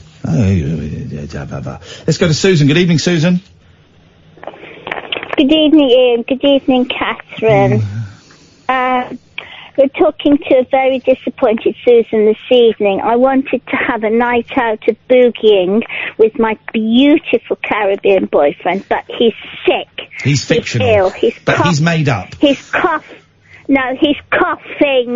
and he's swigging Jamaican rum. Can't you give him some fictional night nurse to deal with the fictional cold your fictional boyfriend has? No, he's real. Is he there? He exists, Ian. He's there. He exists. Is he there though? Not with me. He's in bed. He won't let me go round. Could we phone him up? You wouldn't know him. He goes to a different school. He won't talk to you because he's turned the phone off because he's fed up of me talking to him. He said, talk to me tomorrow. I'm fed up with it. Right. Yeah, no, okay, I'll give you his number, right? Okay, go on. When I get it out of my purse, it's on the phone. I need to cut off and then bring. Okay. What are you going to say to my boyfriend? Well, we're not going to say anything because he doesn't exist. He does exist. He's not real? He was swigging Captain Morgan rum. Sorry, he was swigging Captain Morgan. Okay, he is real in that case. He was swigging a real drink. Okay. That's not evidence that he exists, Susan. If he swigs any drink, I tell you what, he's real. Susan. He's real. Yeah, okay, of course he is. Well, Susan, you won't mind if we phone him up then, will you? No, but you have to have my permission first, and he's in bed. Do we have your permission to phone him up? Yes. Right, well then what's his number? It's on my phone, you dummy. I can't remember it. It's in my phone. Getting very angry about a boyfriend that doesn't even exist. He's a real boy. What's his name? A real boy, like Pinocchio. What's his name? I'm not telling you his real name because he's still married. Oh, right, okay. That might be why he's not coming So out. hang on a second. You've got a fictional boyfriend who's got a fictional cold, who's in a fictional bed, and also he has a fictional wife. No. It's all real. Of course it is. Of course it is, my dear. Well, you I want to marry you. But we can phone him up, can we? Even though he's married. Well, not now because he's in bed. He's told me not to phone till tomorrow. Oh, you said we could phone him up. He's swigging rum. Thanks very much for your call, Susan. 0344 499 1000. He's swigging rum. I'm a real boy. Right, I've got to make a phone call. Hang on a second. Oh, gosh. Good boy. Innit? What a world we live in. What a world. Come to you in a second, Paul. Let me just try this.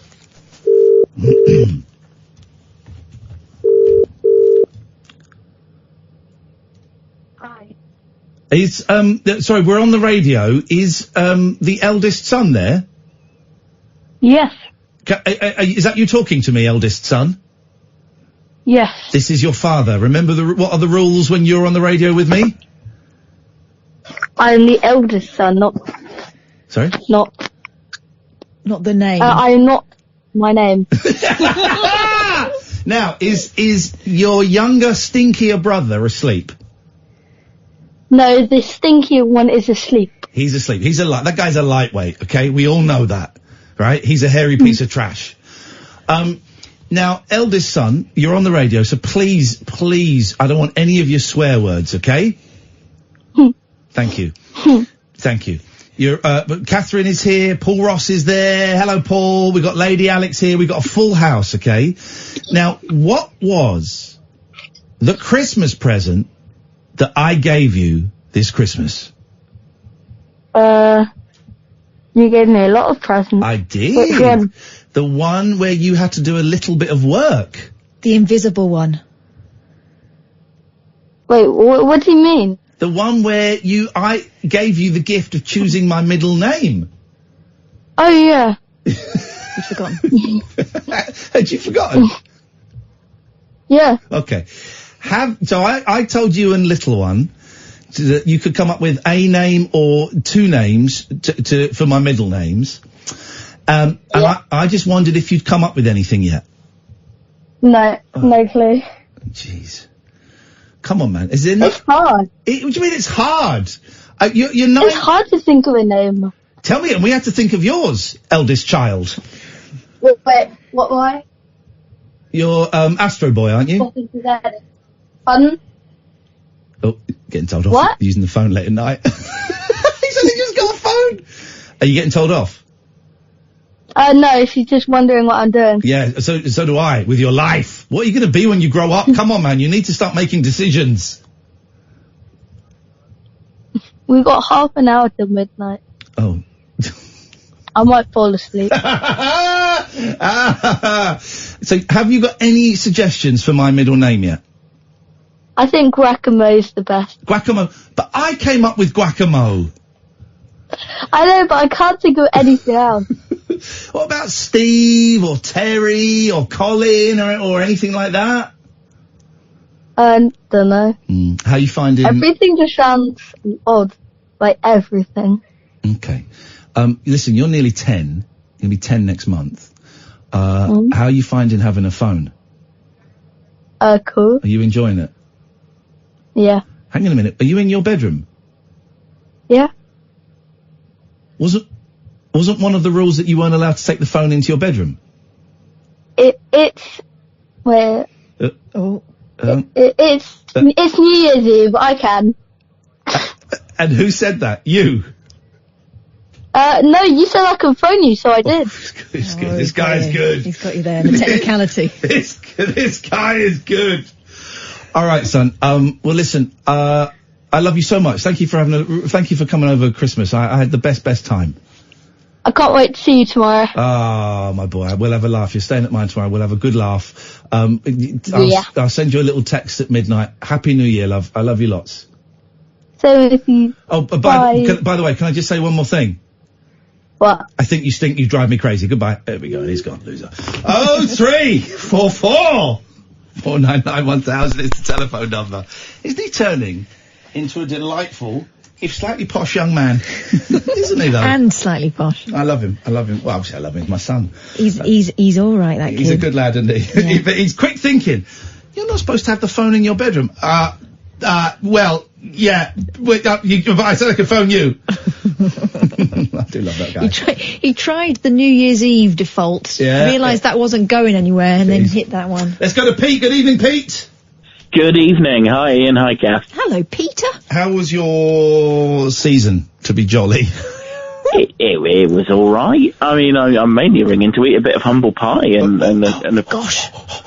Yes. Okay. All right. Put a blank tape in. Press record and play. Pete, our former apprentice correspondent, and let's be honest, the Ebenezer of the piece. He's about to become a humble pie master. Humble pie master. Okay, Pete. I wonder if it's going to be apologising about the Doctor Who Christmas special. Pete, away you go. Well, it is. I mean, I spent a long time saying there isn't going to be one. And I was like, okay, look, he's lying, but I'm going to tune in anyway. And it was fantastic. Yeah, it was good, wasn't it? Yeah, I couldn't believe that they got Prince Charles to be in it. That was, well. And like all the other Doctors fighting Prince Charles, and he was a monster. Oh, brilliant. I haven't seen it yet, Pete. I've still got it on videotape, Oh, and you spoiled it, mate. So, thanks, Pete. I was looking forward to that, watching the Doctor Who Christmas special, which I taped, and I remembered to tape this year, and you've just gone and spoiled it, buddy. So, I might as well just tape EastEnders over it. K9 blows up. Thanks a lot, Pete. And what is wrong with these people? Why do you do this? What is wrong with these people? Gosh. Good evening, Paul. Good evening. I'm happy you've allowed me on air again. I'd just like to wish you a very happy Hootenanny. Hey, happy Hooters, Nanny. Oh, come on. Nice Hooters, Nanny. No. Happy Hooters, Nanny. I've seen Hooters before, Ian, where there are nannies. Oh, he's doing anything? Yep. No, I haven't either, no. Okay. Anyway, Paul, thank you for that. Okay, can I finish quickly? Okay. Oh, God. Okay. 0344 499 1000 is the telephone number if you want to give us a call.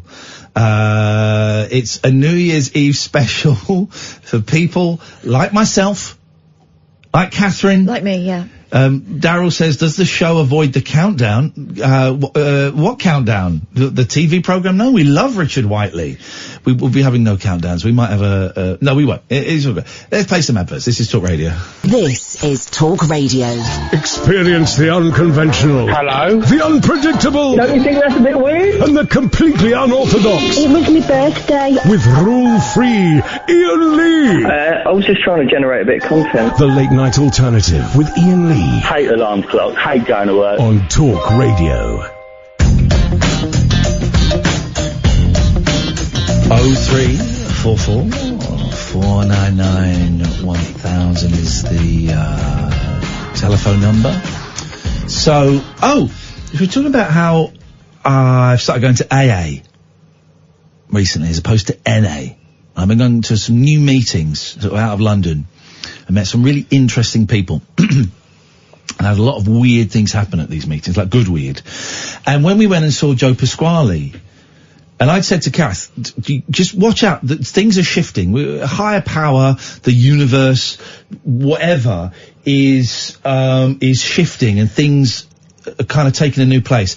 And when we were at the pantomime, loads of stuff kept happening, didn't it? Like, but you could go, that's a coincidence. Yeah, you could. It might be a coincidence, but there's a lot of these coincidences happening, right?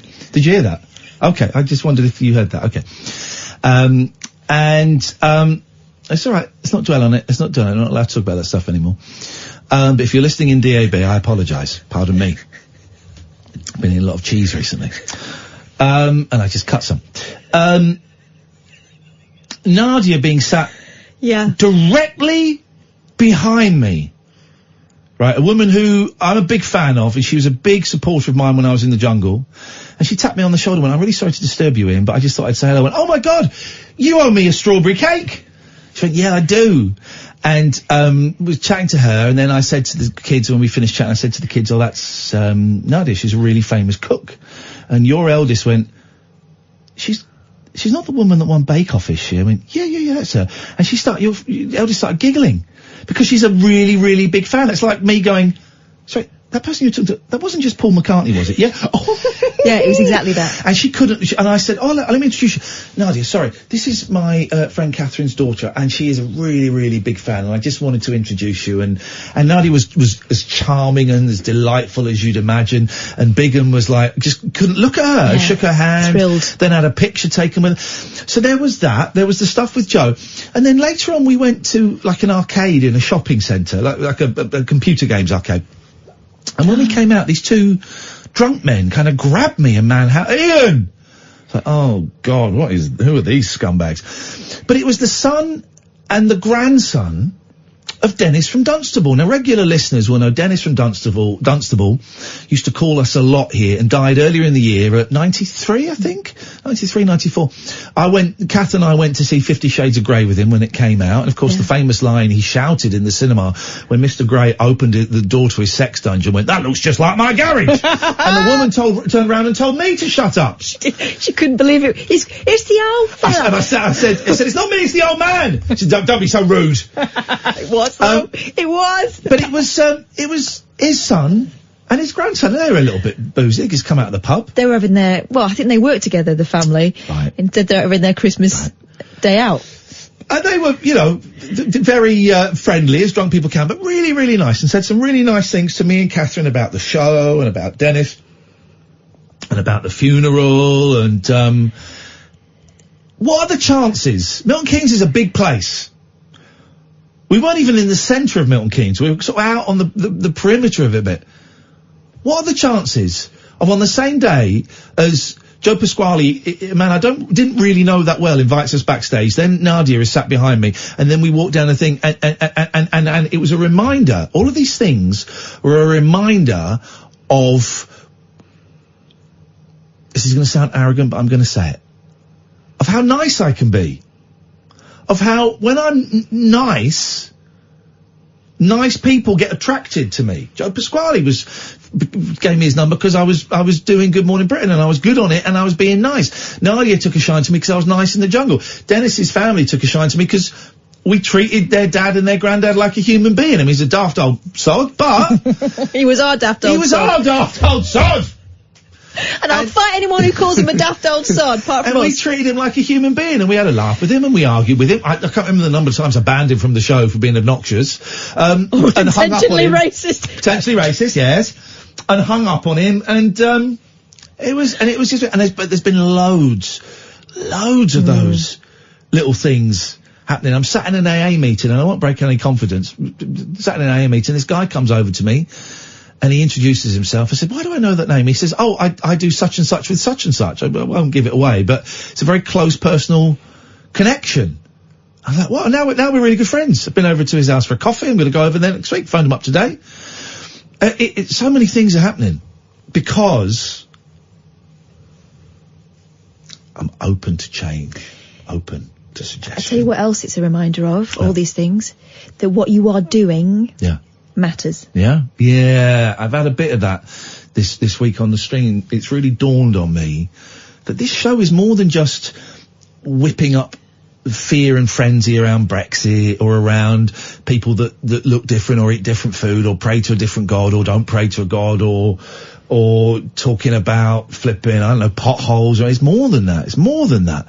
It's, with the literal example of saving a life a year and a week ago, 53 weeks ago, we had a bloke on the phone who'd taken an overdose. And, we didn't save his life, but we certainly kept him alive long enough for the emergency services to pump all the drugs out of him and put him on a life support machine. And what I'm trying to say is, and I don't want to blow my own trumpet because I don't have one, but, the number of people that come up to me and Catherine after we do a live show, the number of people at the Putney show we did the other week, or will send us an email and I read them all, we don't always reply to them, or we'll phone in and say, will stop me in the street. I was at the Pictures the other day and a guy came up to me and shook my hand and he said, what you do, he said, I really love your radio show, what you do is really important for people like me. Didn't go into any detail. My kids were there. My kids were like, what was that about? I said, I think he's a fan of the show.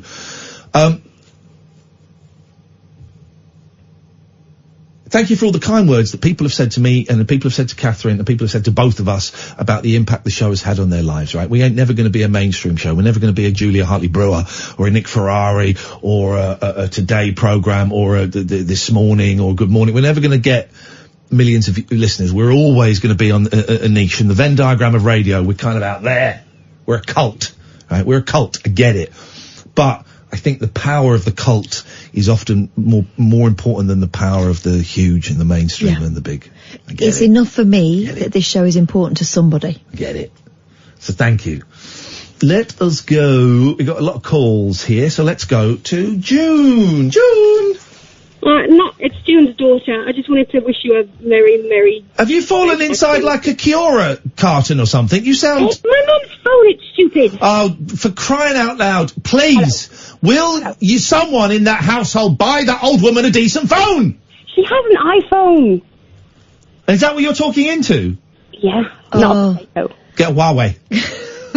Anyways, I was trying to be sincere for a second there. I'm being sincere. Get your mum a decent phone, because that one is terrible. We can never hear her. It's Rachel, isn't it?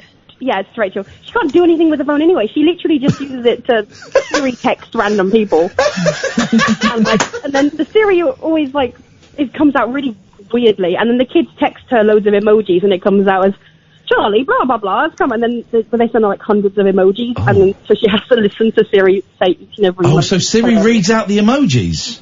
Yeah, she does, and it's hilarious. And my sister, who texts really terribly, text speak. Yeah. And listening to Siri read text speak is hilarious too. Anyways, moving on from that. Moving on to the point. Just wanted to say, to what I've just been listening to, you guys are doing a great job. I don't get to listen to you every night because you're on just an awkward time, but when I do listen, it's always really, I think you guys are doing an important job, and you're doing a great job. Anyway, moving on to bullying old women into buying technology they can't afford. That's what we're doing. How are you, Rachel, how are you doing? Because we speak to June all the time, and we see you very occasionally at our live shows, and we appreciate... She can never get a word in. No, she can't. And we appreciate, I know it's hard work taking a mum in a wheelchair to see shows and stuff. No, it's a pleasure, but it's hard work. How are you doing? She's booked 3 more next year. Sorry, you booked what? She's booked 3 more shows next year. Oh my God, she's coming to all of them. This woman is my groupie, my biggest groupie. Maybe. But how are you doing? Right this second, at 11:49 on December the 31st, how are you? Well, we always have a little mini party where I do a big buffet and the kids sit and eat all night. Yeah. And we listen. We usually watch movies, but tonight we're listening to you. Yes. Because it keeps the mother happy. We are better than films. It's official. Because it sounds worse on that speaker, Charlie. Now your phone's going even worse. What? Is your mouth near it? Yes, my mouth is very much near it. There we go. That's better. Go on, June. No, Rachel, go on. What did you want? Oh, we were asking me about how I am. I'm fine. Good. Anyways, I have a question for you. Yes.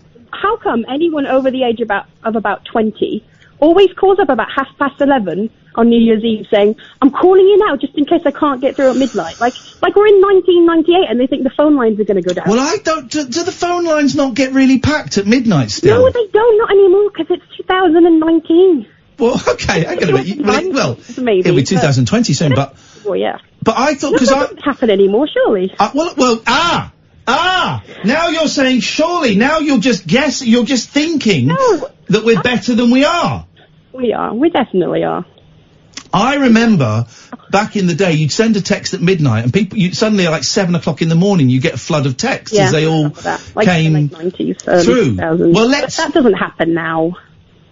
Doesn't it? No, because also everyone's connected to the internet, so it gets... Are they? Here's my bugbear with phones, right? Okay. Now, when I make a phone call now, I turn off the Wi-Fi, and I turn off internet roaming, right? Because I want to make a phone call. I don't want to make one of these crappy Wi-Fi phone calls where you got Norman Collins, and here's the thing. I want to make a phone call. Yes, it sounds a little bit crackly, but that's a phone call. I don't want it to keep dropping out. Okay. I wasn't telling you off, by the way, Rachel. I was just, having a rant. Okay, I'll do that in future for all my phone calls. Thank you very much indeed, Rachel. It is much, much appreciated. Good evening, Christina. Hi, Gern. Hey, Christina. How are you? I'm so thirsty. We bought too much food when we came in. It's all salty. Very, very salty. I am turning into a husk. I'm turning into a Farley's Rusk here. Oh, I used to like them as a kid. Okay. There you go, you see. There's a lid for every pot. So, Christina, you start talking, and then we'll talk over you. Away you go. Oh, don't say that. I thought that's how it worked. Oh, I just want to say thank you for this year. You guys have really helped me out. It was nice to meet you the other day. It was nice to meet you too. Yeah, I stayed in to listen to the show because, like someone else said, you don't realise the impact you have on people. You do realise the impact you have on people. I'm starting to realise, yeah. I think. Yeah, no, you guys do have a massive impact on people. Do you like your record player? Christina won a record player. I love an it. actual Crosley record player at our live show in Putney the other week. Yeah, and Jamie got me in the Secret Santa, so I've got David Bowie record to play on it, and it's fabulous. And I got your record in there as well. Beautiful, beautiful. Living the David Bowie and David Kath and Bowie. Ian. It's oh, by the way, my dreams have come true, right? Twitch Sings is available on a Macintosh computer. I am recording I've done a duet with David Babcock. I've done a duet with a very weak-voiced guy singing No One Knows What It's Like to Be the Bad Guy Behind Blue Eyes by The Who. I'm having the time of my life. That's tomorrow. Is karaoke in my living room. That's what I'm doing, Christina. Oh, I'm doing that for my birthday. Yes, there's nothing better than singing loud. Well, I don't want to hear the recording back because then you realise, I see. Right. I think it's recording technology that's the problem. I think that must be Yeah. it. I think. Oh, that Kath, must you were amazing on Twitch earlier. Oh, thanks. You've got some lungs on you, haven't you? Wow. Did you see me on there? I must have tuned out then. Awkward. Outrageous behaviour. Let's go to Roger, the big man in the sky. Roger. Hello, Ian. Hello, Roger. What can we do for you on this holy evening? Yeah, a few people have already stolen my thunder, and you did when you were talking earlier, because as I said, you started to understand the impact the show has on people. I'm starting to get it. As I said, you bring joy. You bring joy, you bring laughs in a year which is it's been a bit rubbish. Can we just stop? Can I just pause for a second? Because I've got something very, very important I want to say. Roger's drunk. Yeah. I've seen his Twitter feed. We're about to get there. I love you, man, and it's not because I've had a few. I am pretty drunk, yeah. It's not often I get this drunk. I'm on my third can of dark fruit cider. Oh, God, that sounds disgusting. It's lovely. Oh, mate. It's lovely. But yeah, it's not just that. It's the kindness you show people. It's that you get people that wouldn't normally phone a radio show. Well, that's not always a good thing either. Well, it's not, because as I said when I was sending that tweet earlier, it's like, oh God, Susan's on. Oh. But Roger's jealous of Leroy, I think. Truth comes out when you've had a few, doesn't it? Oh, that was so that was so funny. I was roaring. But yeah, it's just want to say thank you for the show, for the live shows. It was great to see you both in Putney, as always. And, well, thank you. Well, Roger, stay there, because what you said is actually very seriously now. I know you've had a drink and we have a laugh, but I'd say this without a drink, mate. Travel down the road and back again. Your heart is true. You're a pal and a confidant. so that's all right. Yep. Thank you. Let's go to Dave. Hello, Mr. Ian. Hello, Miss Kath. This is it. Mr. Respect. Dave. Respect. At last we are getting the respect that we are due. So we wanted. This is it. But Roger, I'm not drunk. Yeah. Stoned on weed and cannabis. Hashish. He's not a cannabist. He's not a cannabist. Oh, I heard a radio station the other day. It might have been Christmas Eve. I'll tell you exactly what date it was, because I texted a friend of mine. Hang on a second. another radio station. It was on. Hang on. It's not really that. It was on the 27th of December, and for the breakfast show was talking about dopers. You know what dopers are, Dave? Oh no, of course not. People that smoke dope. And how dopers, I think you meant stoners, dopers should be put in prison for life. For doping. This is the 27th of December. I think that, yes, if we catch these dopers, that's not a bad impression. Who am I doing? I think that, yes, if we catch these dopers, that's not a bad impression. Who is it? Yes, my name's Andrew Castle. Andrew, yeah. He was calling them dopers. My name's Andrew Castle, and yes, I think that if we catch these dopers, then I don't have a problem with them being put in prison for 10, 15 years. I thought the verb to dope is like kind of just a sporting thing, isn't it? Dopers. Dopers. That was on the day after Boxing Day. The breakfast show's doing a thing about dopers. Yes, I'm Andrew Castle, and I think we should put these dopers in prison. I can only do that because I've ripped a bit of my throat and there's a flap hanging off the back of my Now throat. his secret. Now I know his secret. Dave, I've got to hit the news. Have you really? In the face, because it's really getting on my wick. Can we come back to you after the news? Yeah, coming to me next year, yeah. Oh, Dave, yeah. we'll speak to you in a few minutes. Oh, I see what he means! I see what he means! No, thank you, Dave. We've got another 2 hours of this rubbish. You're welcome to call in if you absolutely want. You'd be very, very welcome, in fact. We've got no agenda tonight. We never really do. The next 2-3 minutes might be very important to some of you. If it is, congratulations. It just doesn't feel very important to me. And I'm sure to some of you it might be quite sad. And completely unimportant. It's all cool. We'll see you on the other side. 0344 499 1000. If we all hold hands, I think we can make this transition together. This is Talk Radio. Across the UK, online and on DAB. Take a far-out trip into the twilight zone of late-night radio with Iain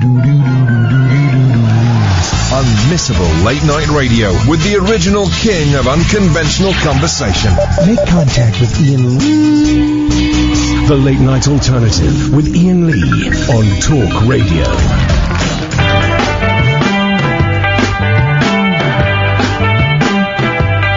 I feel good, I feel bad, I feel happy, I feel sad. Am I in love? I must be in love. I feel rich, I feel full, I'm in doubt, I feel sure. Am I in love? I must be in love. Anytime of the day I can see her face when I close my eyes. She's a dream, she's real, can't explain that way. I feel, I'm in love. I must be in love.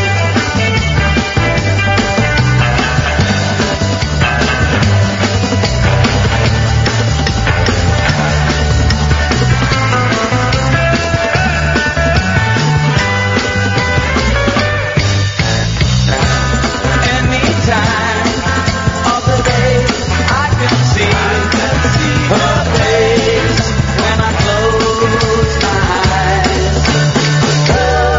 Am I dead or alive? Can my full heart survive? Am I in love? I must be in love. I feel good, I feel bad, I feel happy, I feel sad. Am I in love? I must be in love. I must be in love. I must be in love. There's drums. I must be in love.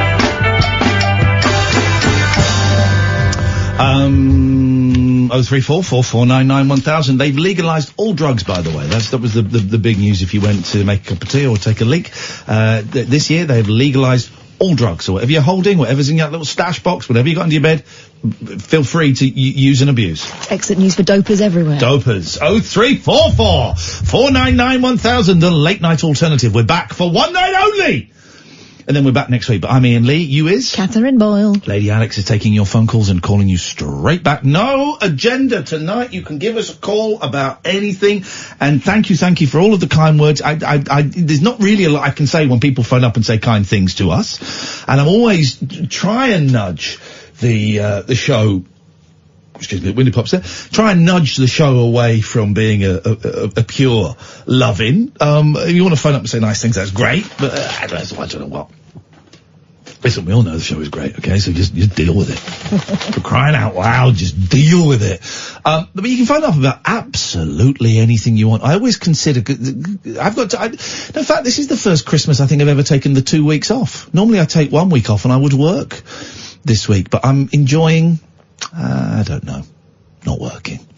And so this is kind of, it always takes after a break. It takes a few shows to get back. That's why I've been doing some stuff online just to try and get back up to speed. I'm using this as a little training ground for when we come back on Monday and we do the show. It's weird, isn't it? A week, 2 weeks away, I forget how to do it. From the first couple of three shows are always a little bit clunky and feels a little bit forced and a little bit false. But really the essence of it is, it's just two mates sitting down, having a laugh, having a chat, and people are earwigging and they can chip in anytime they want. As our good friend Dave Dogface has done. Dave, welcome back. Doesn't the New Year seem fabulous? I just want to say thanks for doing the little Neil Innes stream yesterday. I was working and I came out of the cop shop and Cop shop. I do For apologise. heaven's sake. I just wondered where this shop was, if it was 24 hours, if they've opened on New Year's Day. Casting nasturtiums.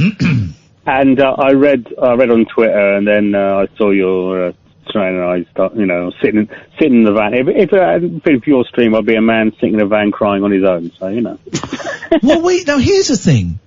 Were we at the same Ruttles gig at the Borderline? Yeah, I think so. Yeah, it was about 6 years ago. Yeah, because Dave. That's the only time I know that he's played the Borderline. Yeah, well then, you and Dave got in touch with me and offered me an illegal.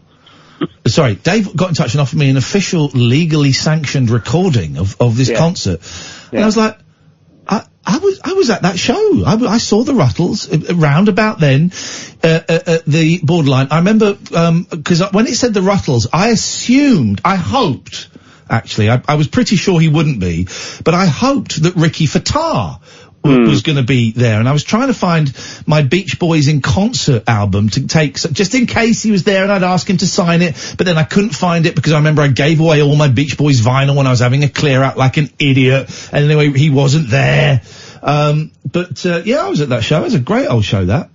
Yeah, it was really good. I only met him a couple of times, sort of after Ruttles gigs and after gigs, and he was always someone who would, didn't mind signing anything or pictures or anything. He was a very nice bloke. I saw him twice, I think. I saw him there, and I saw him a few years before.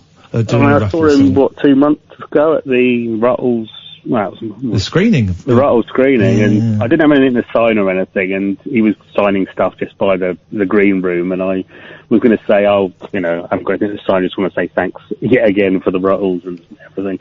And I thought, no, it's all right, I'll leave it. I'll do it next time. Exactly. I'll do it next time. Here's the thing, and I tweeted this, and it got a bit of traction, this tweet. I tweeted a picture of the Treasure, the wonderful lyrics that he hand wrote for me of Double Back Alley, my favourite Ruttle song, and one of my favourite songs of all time, probably in my top 20 favourite songs. It may not sound very high, but that's high.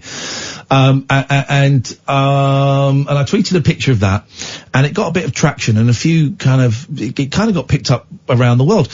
And the tweet was liked by one of the cast from Better Call Saul, a lot of people in America. Then the tweet was liked by Mark Hamill. Oh yeah, I saw that. The Jedi. And that's the second tweet of mine that he's liked. So you're virtually friends? Well, he liked a tweet a couple of years ago that I did about Dave Davis from the Kinks, because he's friends with Dave Davis. And I sort of he may have even retweeted it and posted something, and I replied saying, "Oh, Mark, why don't you come on my radio show? We won't mention the space thing once. We'll just talk about 60s British rock, which he's a big fan of."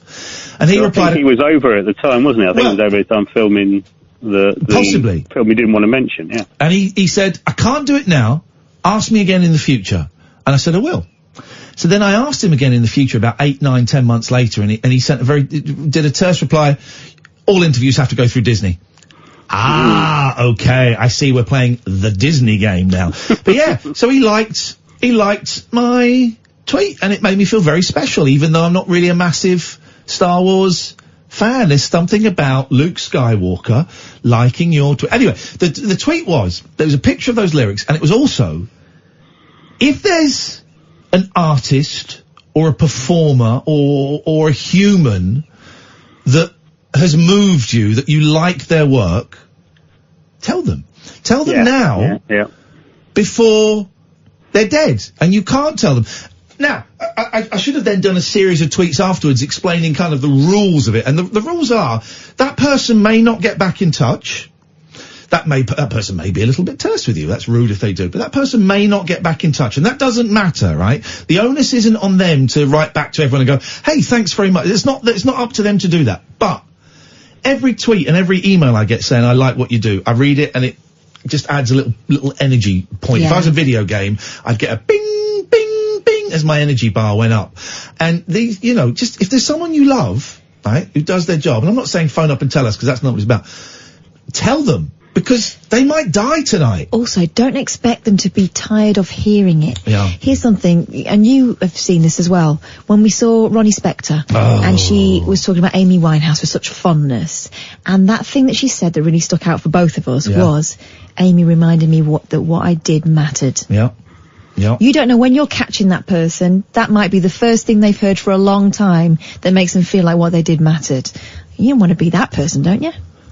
And I say it was like, now there's a little bit of distance. I think I can say this without mentioning names. There was one of the monkeys who was, famously very, very rude to people. I had a possible brush with his rudeness. I don't know if it was a broken phone line or if it was his rudeness. I've seen him shout at people asking for autographs. Shout. Turn and scream in their faces. Wow. And did it to a friend of mine. I was stood there watching it thinking, okay, I've read about this, and now I'm seeing this. This is A1 dickish behaviour, and I've seen it a few times, and I've read so many stories about it. And if people do that, it didn't turn me off the monkeys as a group. Didn't completely turn me off him as a person, when really, if he'd have done it to me, I should have been mindful to say, why don't you go and F yourself? But I'm sure you know which one it is, Dave. But they may do that, and that's down to them. And if that changes your opinion, then that's really, really sad. But I think generally, most artists will either not reply, do nothing, or you may get a little thanks, right? But that's not important. The fact that you have told them. I remember when Paul Daniels was dying, and I said to everyone, and we had Paul on the show, didn't we? And we had Paul Daniels on, and he was waiting for the gag, waiting for the punch to the gut, waiting for me to go, We've had a few people like that. David Hamilton, and a few others, waiting for me to go, but really I think you're SH1T. Yeah. And it wasn't at all. I wanted to get Paul Daniels on and say to him, as he was an old man, I flippin' love you. And I know you've got a bit of a reputation. I know you've been tricked and you're wary. I think you're brilliant. And I grew up and I wanted to be you. And you're still one of my heroes. And some of my fondest memories are getting a Paul Daniels magic set and watching you on a Saturday night. Loved it. Tell these people. Because we thought, Dave, I'm sure you did, Neil Innes will be around forever. He didn't look 75. No, I must say, a couple of months ago, he was over from France, and he was full of beans, and, I understand it's just natural causes, wasn't he? He wasn't ill or anything, he just, No, I've not read anything. I saw, Mike McCartney tweeting about it. Of course, they were friends, and Mike McCartney going, God, it's really upsetting. He's the same age as me. And you think 75 ain't old anymore. It's not old anymore. No, and apparently it was very sudden. Yeah. Yeah, but I said to him, regardless of whether the Beatles ever existed, you write brilliant songs. These are brilliant songs regardless of anything. And that's I can't quote any poetry, but I can quote, huge swathes of Rattles lyrics, Did you ever have the vinyl album of the Ruttles, the soundtrack? Oh, yeah, and it came out again recently with like a Japanese EP, you know, a make-up Japanese EP of the songs that weren't on the soundtrack. Oh, man. Strangely, you said about buying it, I bought my copy at the old fire station in Windsor. There was a record fair there. There you go. Yeah, it used to be the art centre. Yeah, I know it. Isn't that funny? 5 miles up the road from where I got mine. But, you know, these, you know... Life goes on. Life goes on. But, you know, you did want to go on to Twitter and say, I was shocked and stunned, because, you know, that's what he said when, was it? It wasn't Tom Petty, it might have been. When Lennon died, George Harrison said he was shocked and stunned. And, didn't, Paul McCartney say it's a drag or something? Well, he did, yeah, but, yes. Who got tarred with ever since. Yeah, but I'm fairly so. That's not me having a pop at him. I mean, he was kind of ambushed, and you know, what are you going to say with someone you've had your former best mate, who you've had a turbulent relationship with, has been shot dead. Someone you confronted with loads of cameras and microphones. How do you think you're going to feel? And it's a drag, and everyone went, "Oh, how disrespectful! Oh God." Get lost. None of your business what Paul McCartney thinks about John Lennon's death. It's no one's business. It's his and Linda's at the time. That's it. None of our business. The weird thing was, I was with a mate the night before, you know, on Sunday, and we were going through a PDF of it's a load of interested in you and me, of the Abbey Road booking, studio booking log. Oh, I love this. This is great. And we always wanted to check out, because he used to tell, Neil Innes used to tell during this, his live shows about being in the studio the same time as the Beatles recording I Want to Tell You. And they were in Studio 2 doing I Want to Tell You, and the Bonzos were in Studio 3 doing My Brother Makes the Noises for the Talking. And I've always wondered, is that true or is that an old showbiz thing? So we looked up the date for when, you know, they recorded, and sure enough, in this book, which, you know, you can't see anywhere, it says the Beatles, you know, from 7 till 10, and the Bonzos in Studio 3 from 7 till 10. Beautiful. So he wasn't lying. So, yeah, just tip of the hat to him. He just, you know, he was a very nice, you know, someone said he was a really nice bloke and completely sort of, unambitious in a way. He didn't really... He's very scatty. I tried to get him on this show a number of times, and it was always a yes. Speak to my wife and we'll sort it out definitely, Ian, I promise. And it just never happened. I spoke to him when I was on Absolute, and I must dig that out somewhere. But it was scatty and wonderful and artistic and lovely, and he should have been a sir, and we should have carried him around on our shoulders. Has Eric Idle said anything publicly? I mean, it's not really our business again either, is it really? I suppose they fell out. But I just want to tell you a story that Stephen, who does the Nothing Is Real podcast. Great Beatles podcast, guys. If you're bored, Nothing Is Real, go and download it. I've got about 5 that I've not listened to, and I'm very excited. And he told me about going to see the Stones in about in the early 2000s. Oh, that's a shame. And exactly. And he was. I had to go to see the Stones in the early 2000s. Dear God. And he was standing up at the top, and he noticed there's a bloke standing next to him, and chatting to him a bit, and then he suddenly recognised who it was, and he said to the guy, "I just want to say, Mister," and I'll leave out the name because you might want to try and guess who it was. Okay. He says, "Hello, I just want to say, you know, I'm a big fan of your work and everything." And this bloke just, before he was quite sort of chatty, but when he realised the guy recognised who it was, his shoulders went down and he just went, and I went. So Stephen has also been Al Jardine. Was it Al Jardine? Yeah. Oh! It was Al Jardine! I was going to say! Al Jardine, rhythm guitarist for the Beach Boys and an absolute scumbag. I'll tell you why. Thank you, Dave. I'd stay there. I'm at LAX Airport, Los Angeles X Airport, right?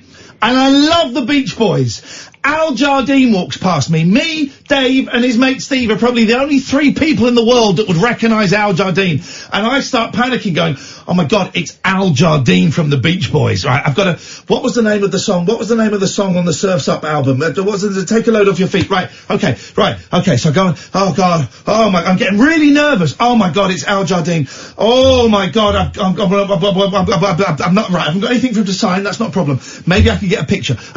Okay. Right. whoa, it's Al Jardine, and I'm really hyperventilating ventilating, and I follow him down the escalator, and he gets to the bottom of the escalator, and I just went, he has his back to me, and I just went, Mr. Jardine, and he did.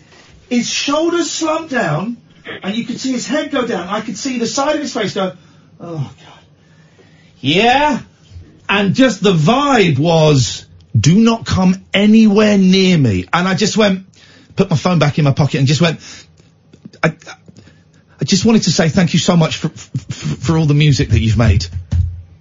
Thank you so much. Wow. And I walked away absolutely crushed by Al Jardine. Maybe he was having a bad day.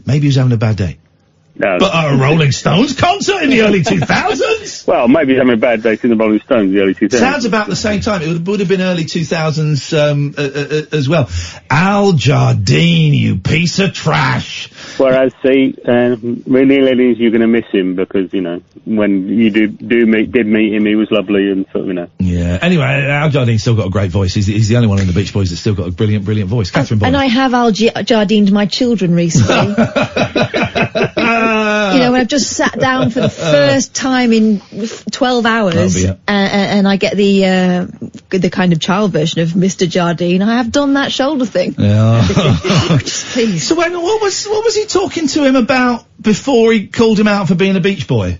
Oh, he just said, enjoying the show, what you're doing in Dublin, sort of, just general sort of chat about, about the venue and just, what the sound was like, and just generally, Hang on a minute, if you're a Beach Boy, right, the Rolling Stones opened for the Beach Boys in 1964. Surely, you can get better than seats right up in the gods for the... they were like standing by the sort of, they'd obviously both gone out at some point to, use a loo or whatever, and were coming back and just, Al Jardine goes to the toilet, a weakness. We found a weakness in Jardine. Dave, always a pleasure, my friend. Thank you. I look forward to speaking to you again soon. 0344 499 1000. What famous rock stars have you sat next to? I'll tell you, Bruce Dickinson. I was going to tell you the story, but it's not actually. I'll tell you the story. Yes, Catherine. Noddy Holder. Where? In the pub. No, it doesn't count. I mean, like, you were out having a drink with you were going out with him for a while. I was not going out with him. You were courting Noddy Holder for 6 months. No, I will tell you Bruce Dickinson in a bit. The switchboard is empty, guys, for the first time. I stood next to Jimmy Page once. Can they hear you now? Yeah, hang on. Because I can barely. Is that better? Hello, can you hear us? It's the voice of Lady Alex who's answering your phone call. My Tandy microphone in here. There we go, yes. Yeah, I stood next to Jimmy Page once. Now, where? Charing Cross Road. Because with respect, the phone in was, have you ever sat next to a rock star? Now you're saying you stood next to one. Go on, let's hear it. Yeah, that's about it, really. It was just a guitar shop. We just looked at guitars, the same guitar, and I just thought, you can afford that guitar, and I can't. You could afford to buy it for me as well. Yes, and you wouldn't even notice, yes, Mr. Page. the guitar, please. 0344 499 1000. This is Talk Radio. Uncut, after-hours conversation for the up-all-night generation. The Late Night Alternative with Iain Lee on Talk Radio. 0344 499 1000. How lovely. I've got Lady Alex taking the phones. I've just had John come in, and both of I used to work with at another radio station years ago, 12 years ago, man. I'm so thirsty. We went and bought a load of food from Marx's. Got like a clarty, like sort of druggy mouth. We went and bought a load of food from Marx's, and it must have been the saltiest food in the world. Right, okay. So we're asking, have you ever sat next to a rock star? We'll take stood next to a rock star as well. Courtney says, I ran on a treadmill next to Paul McCartney at a gym in St John's Wood. I'll take that. Oh, yes, man. Is that all for me? No. Oh. I want one. Oh, I'm so thirsty. What did we eat? Just like salt bars? I mean, we had a lot of beige, didn't we?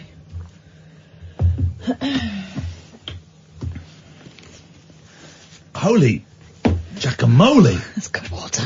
Went and saw my friend Mackenzie in a play called Jerusalem. It's a very long play.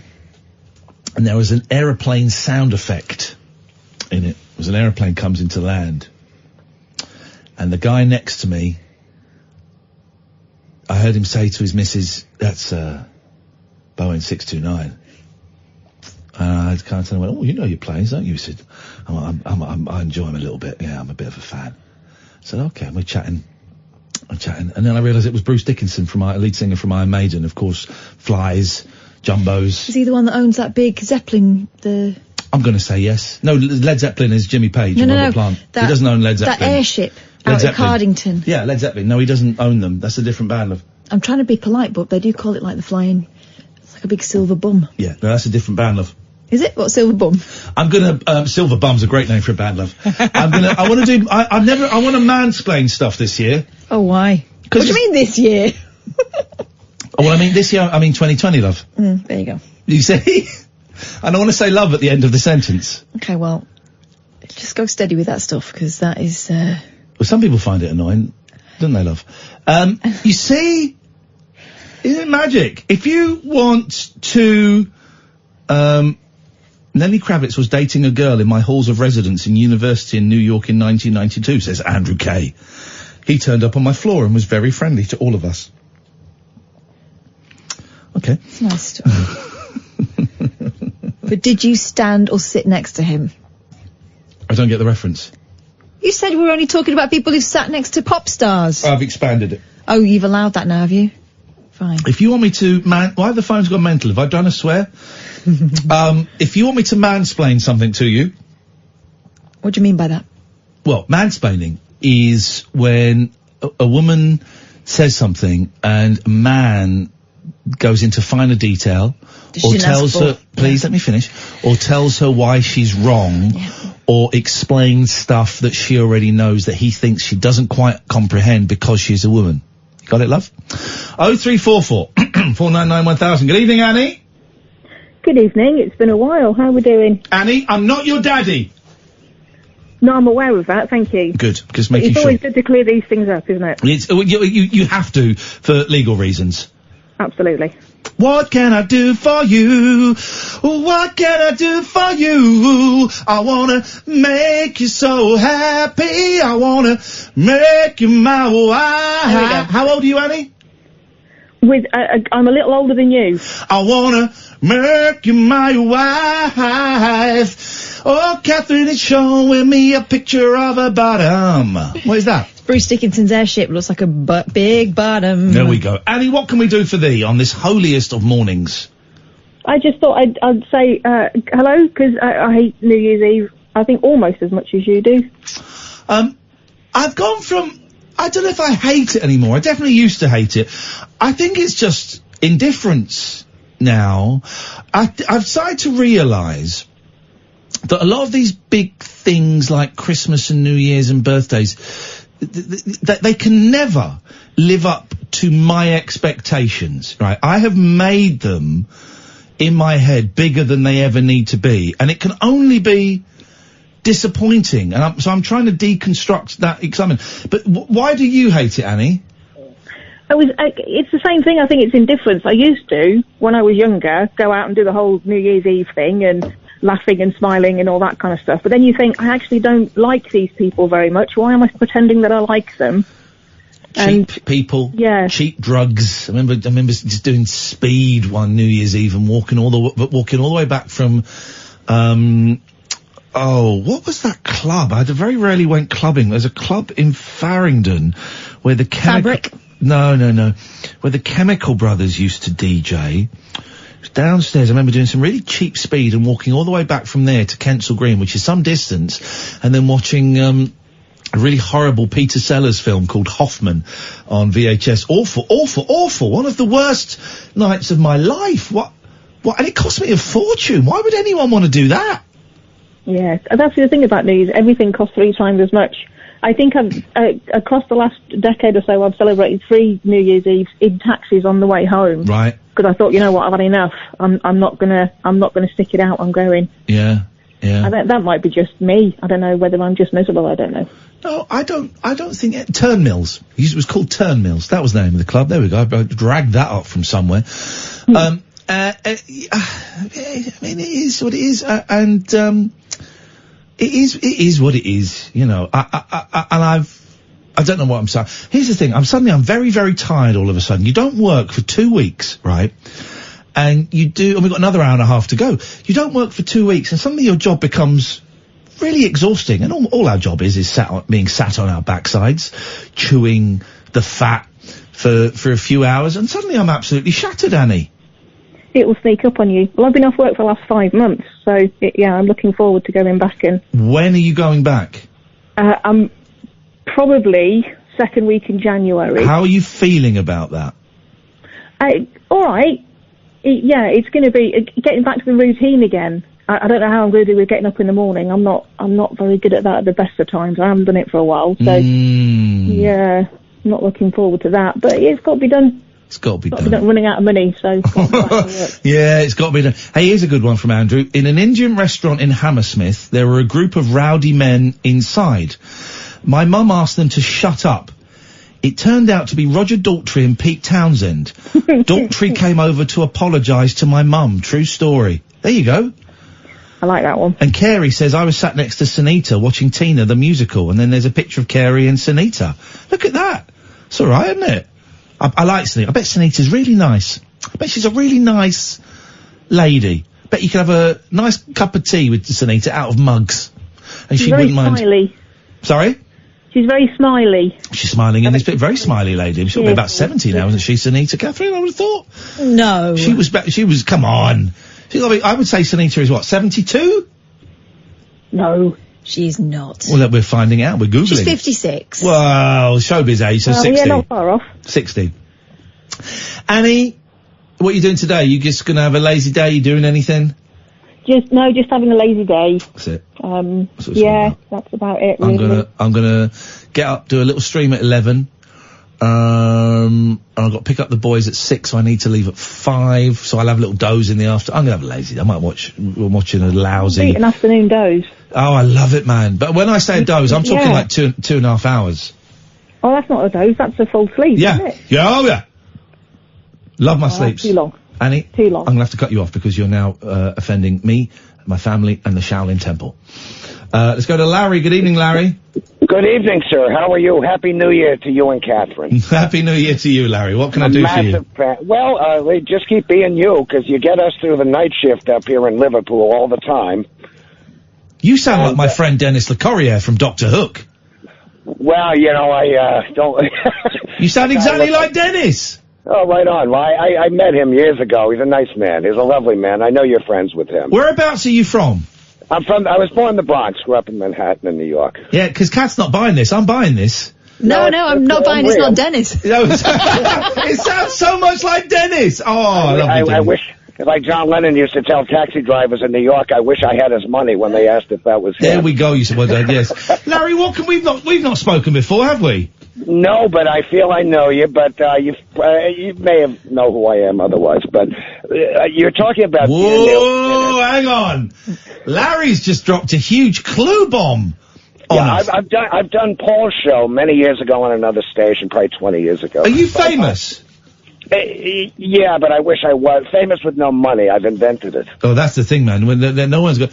You're not Larry. No, right? Do you live in England? I do. I live in Liverpool. Is Larry your real name? Yeah, sure. Lawrence. That's my parents' fault. It's not Lawrence Welk, is it? Well, there's a W there, but not Lawrence Welk. I love you, bro. I used to get that all the time as a kid. Not very nice back then, Lawrence I apologize to bring up your childhood memories of being bullied. I love how you deal with your boys on the phone. Mine's working tonight with me. He's 18, but you're a great father, man. You're a great guy. I've been through all the stuff you've been through. Thank you, brother. Lovely Catherine. What a smart woman. Isn't she smart? And she's got a great rack as well. What? Sorry, I'm sorry. I want to be a sexist pig, and it turns out it comes very easily. Very easily. He doesn't say Shaggy Pony anymore, though. I'm missing that. We don't say. Yeah, there you go. We don't say Shaggy Pony anymore. That's been bad. I don't want to take your precious time, but what a joy to talk to both of you. But you were mentioning a couple people. Shaggy Pony. Hey, there we go. Shaggy Pony. Yes. Oh my God, it's a hit. Go on.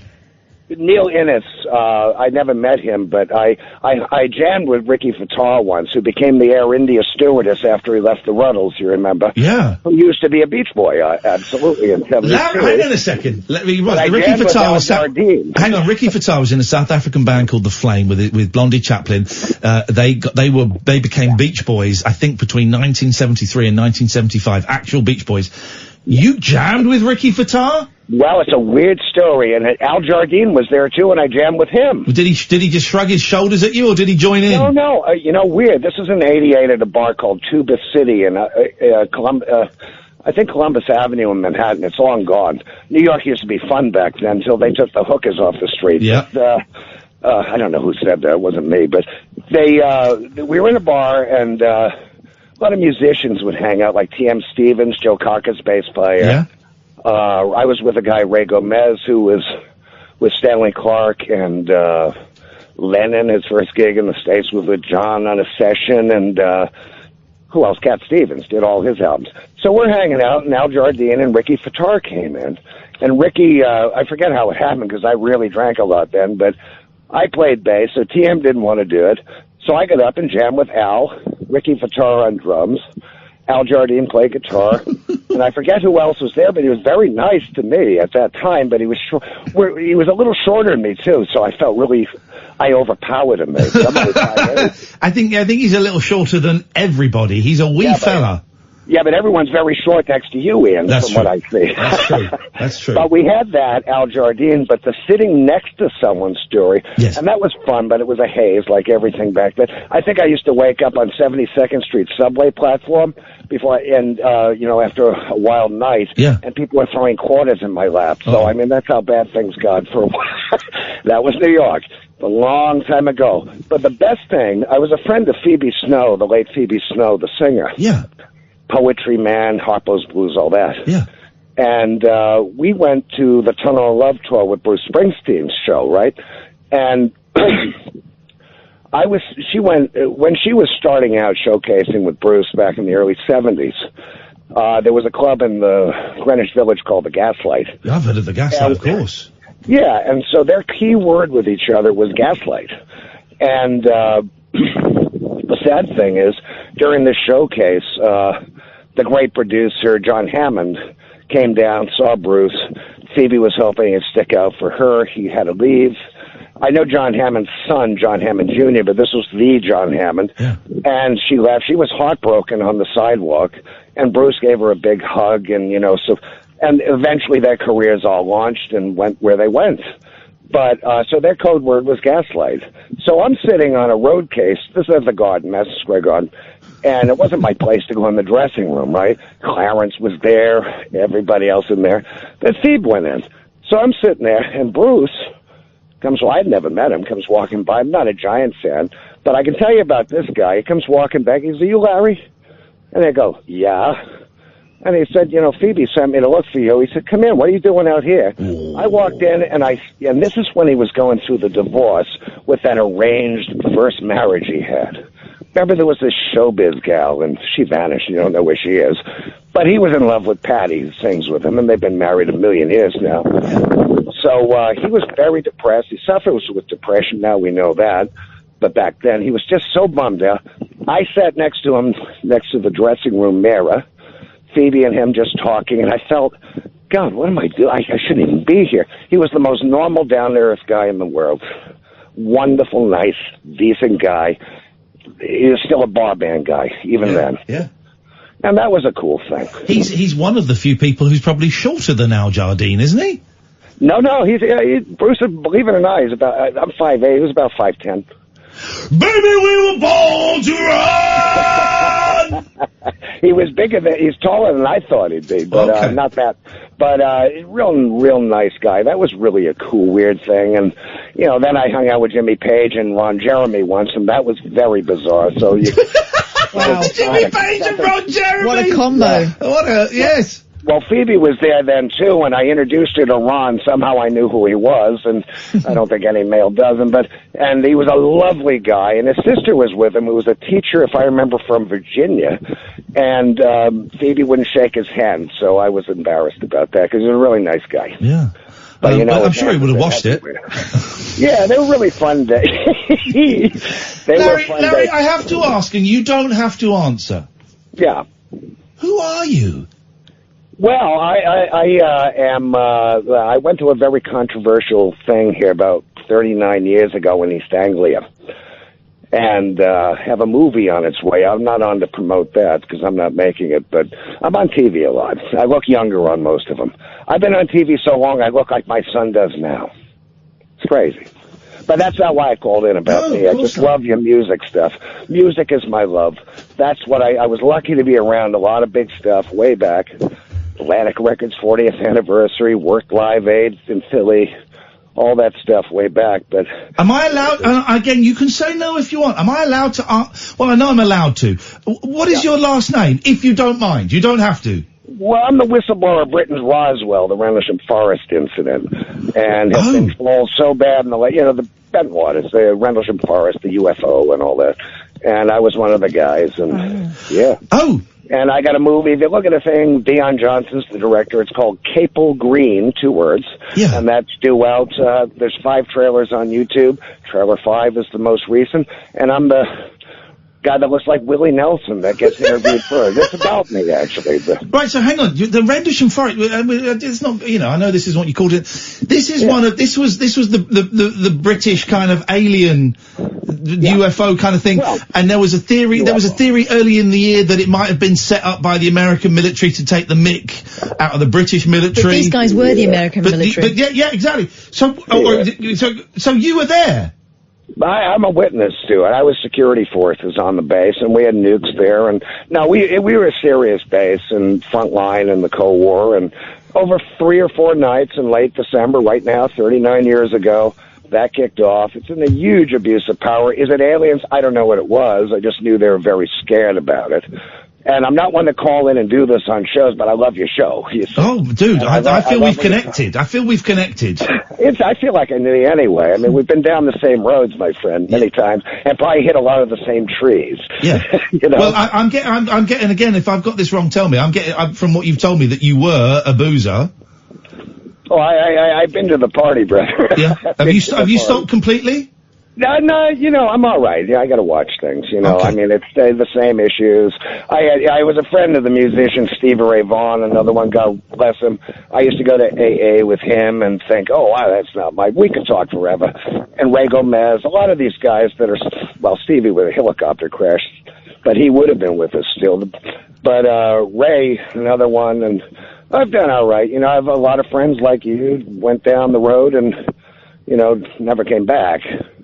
So very lucky, in Larry, a lot of ways. I can't believe we've not spoken before. You sound so much like my friend Dennis that that's wonderful in itself. Yeah. But I've really enjoyed chatting with you, Larry. You'll give us a call again, won't you, please? Listen, I'd be honored. I think when this movie, I'd like to, Capel Green, Trail of 5, we're premiering it in London. The director's Dion Johnson. It comes out in the spring, summer. We'd love to invite you guys to the premiere. We're there. And we want to do some charity stuff around it, We're there. Larry, we're there, man. You keep in touch. Bless you both, really. Nice to talk to you, man. I'm a big fan. You get it. And I love Nigel. And I wish you got him together to write the song with the guy that knew Peter. You can have him. I was on the floor. You can have Nigel. We're giving Nigel to you, Larry. Larry, I gotta go. I'm late for the ads. It's so nice to talk to you, man. Thank you. He sounded so much like my friend Dennis. Didn't he though? I bet they grew up a mile away from each other because that accent is almost identical. Almost identical. Same charm, same gift of the gab. Thank you, Larry. 0344 499 1000. This is what this show is. We've got another hour and 15 minutes as people phone up and chat, and you just don't know where it's going to go. This is the late night alternative on Talk Radio. This is Talk Radio. The late night lip service for lovers, loners, and lounge lizards. Where exactly is your accent from? The late night alternative with Iain Lee. I've forgotten your name already, excuse me. On Talk Radio.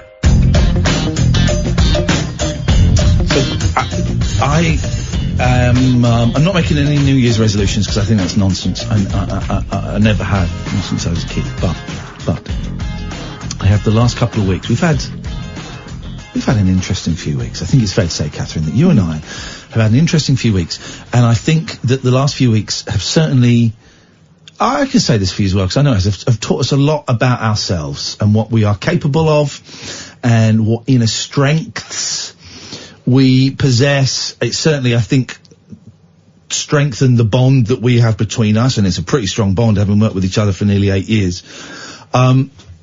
And it's also made me reassess what is important and what is bullshine. Yeah.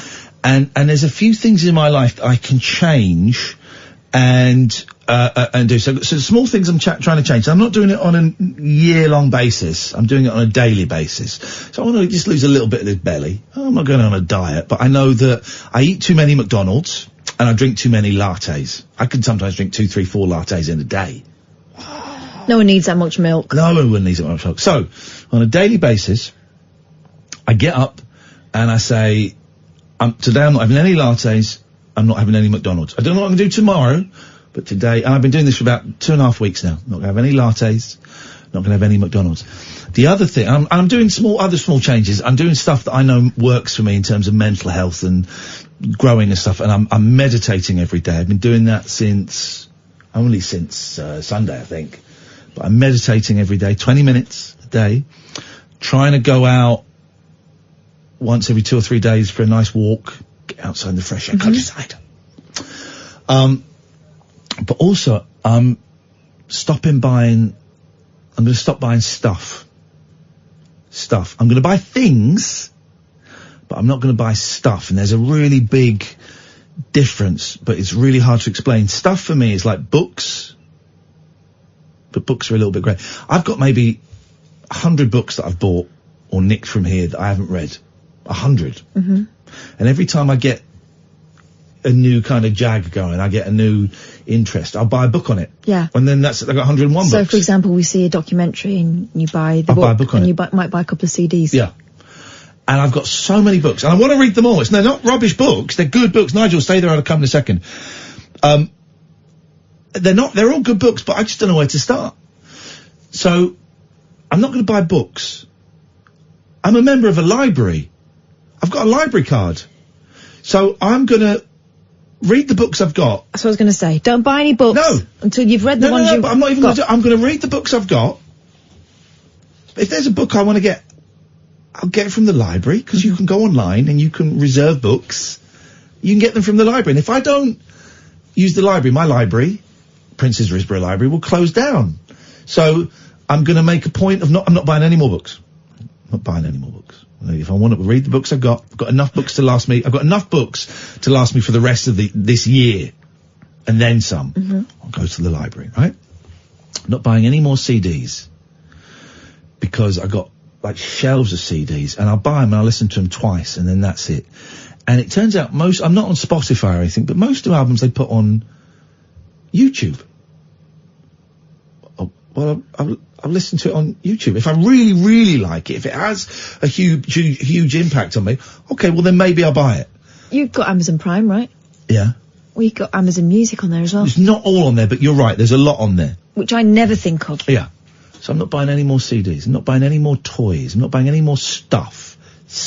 Right? Stuff is things that get in the way. Now, things, I'll buy things. Things it's like want versus need. Things are useful.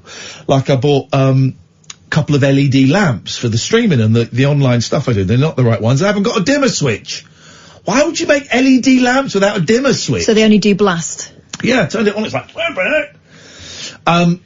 but those are things, so I'm sending those one back, and I'm getting some different ones with the dimmer switch. Those are things that will enhance, and this is where it gets tricky, because you could argue books and CDs do, but things that will enhance my work and will make my life better, or my friend's life better, or my kid's life better. I'm going to buy things, because I've got so much crap in my house, right? I'm getting yay close. Every day I'm getting closer to clearing nearly everything out. Now, when I say I'm getting nearer to it, I could still be years off it. But I'm getting closer to getting rid of everything. That, I feel, I could be wrong, but deep down, if I did that, I would feel a whole lot better. I'd probably spend the rest of the time buying stuff back. I would feel a whole lot better. I'd have more space. I'd have more breathing space. I wouldn't be worried if I lose this house. How do I get all this stuff into a one-bedroom flat and all of that? I'm getting closer to it. COD psychology time. Here we go. I think that you're feeling like this because you've worked out what your problems are. Maybe. And you're no longer trying to distract that person. Shiny things. Yeah. Yeah. You're no longer trying to treat that kid nicely. Yep. Because you realise that actually there are other ways of doing that don't involve stuff. Yeah. Possibly. I think so. Could be it. So this is the direction I want to head in. Meditation, gentle exercise. I ain't joining the gym. I know you're going to a gym. Well done. I can't do it. I've been going a while and I'm not stopping. Because here's the thing that I realised sort of tail end of this year is I've got a really weird attitude to what I look like. Yeah. Stay there, Nigel. We'll come to you in a second, I promise. It's a really skewed view of what I look like. And I know at the moment that I put weight on. And it's a multitude of things. Working late nights, it turns out, messes with your metabolism. Yeah. I don't eat a great deal, but when I do, sometimes, you might forget to eat all day, and then in the evening we're eating late. Yeah. We're eating the wrong things. You and I are both eating the wrong things. Because it's like, let's keep ourselves going. It was that, but also it was my attitude to myself. And I would go, I do 6 weeks of not really dieting, but being careful with what I ate, but because I didn't like the way I looked in the mirror, for example, because I'd taken a very quick glance and thought, oh my God, that's not who I am in my head. And then I wouldn't look properly. And I started about 3 months ago stopping that thought and going, right, no, look properly. What are you actually seeing? And realising that quick glance that might sent me off on the wrong, quite an unhealthy, hateful path before, I was looking at myself wrong. Yeah. So now my attitude is I'm going to be nice to myself and realise that I only get this is just a shell, right? I only get one go at this. I'm going to do my best for myself now because I deserve to look after myself. Yeah. So I'll be going to the gym. I'm going to go as often as I can because actually I deserve to, rather than, oh my God, you pig, get on there and, it's not that anymore. And I'm not on a diet. I'm just going to make sure that I feed myself well. I know what you're saying. I had half an apple crumble and a tub of custard. I did. But after these, what has it been, 2 weeks of eating crap? I've been eating beige, for 2 weeks. I started sort of going, right now, enough's enough, because I'm actually sick of this, and I've not been hungry for 2 weeks. Yeah. And the last couple of days I've been eating more healthily. I was craving, coloured things. I went out and bought loads of salad and stuff. Don't call them coloured things anymore. I wanted red peppers and great big tomato. I started to crave things that weren't Percy just... pepper and was it Tommy tomatoes? That weren't just made out of, that weren't just dough. Because I start to feel really sluggish and I feel so much better. I don't like the disruption to routine that Christmas brings. I don't like it. It's a little island of, you might as well, it's Christmas, and I'm done. I haven't watched any telly. The most telly I've watched is the last few days when my sister was here. We put on the telly. We watched Ghosts, which I thought was great. The horrible histories kind of slightly grown up thing. And then we turned the telly on. It would always be on channel 18. I'd go, right, we've got 4 in a bed. We've got that. Safe, that's a keeper. Let's see if we can... remind me to tell you about Bullseye afterwards. Nigel, we have to go to the news. Can we come to you after the news? Nigel? I'm going to take it as a yes. Nigel Sub? That's great. Okay, do you know what? I'm going to cut him off. And maybe we'll try and call him after the news. Bullseye, we watched a lot of Bullseye actually over Christmas. Bullseye and 4 in the bed. 0344 499 1000 is the telephone number. If you want to give us a call, this is the Late Night Alternative, weeknights from 10 on Talk Radio. Across the UK, online and on DAB. Get an earful of unusual nocturnal emissions with radio's Lord of Misrule, Iain Lee. No relation, thank God. Unfiltered Night Talk with the original king of unconventional conversation. The Late Night Alternative with Iain Lee on Talk Radio.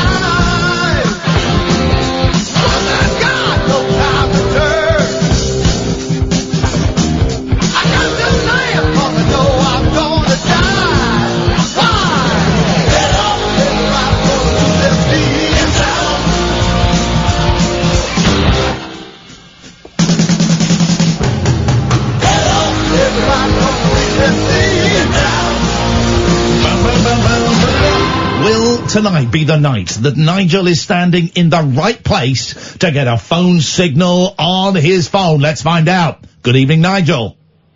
Good evening, Ian. I was just going to have a pee, but I'll leave that for now.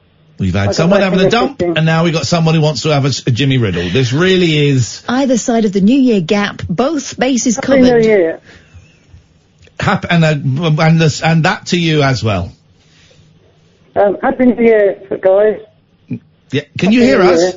Hello. Yeah, I'm in the kitchen now. I usually get a better signal in the kitchen. So were you there at the start of the phone call? No, I was in the toilet. I was just going to have a waz. He was in the He was in the toilet. Okay. Well, I was watching Dame Edward earlier. Oh, it's Dracula. It's Dracula. That's not Dame Edna Everidge. That's Dracula. Dame Edna Everidge is, hello, possum! Yeah, she has an Australian accent, famously, Nigel. Is that better? No, it isn't, darling. It's atrocious, but carry on anyway. Is it? Oh, it's atrocious. Oh. You sound more like Mr. Punch.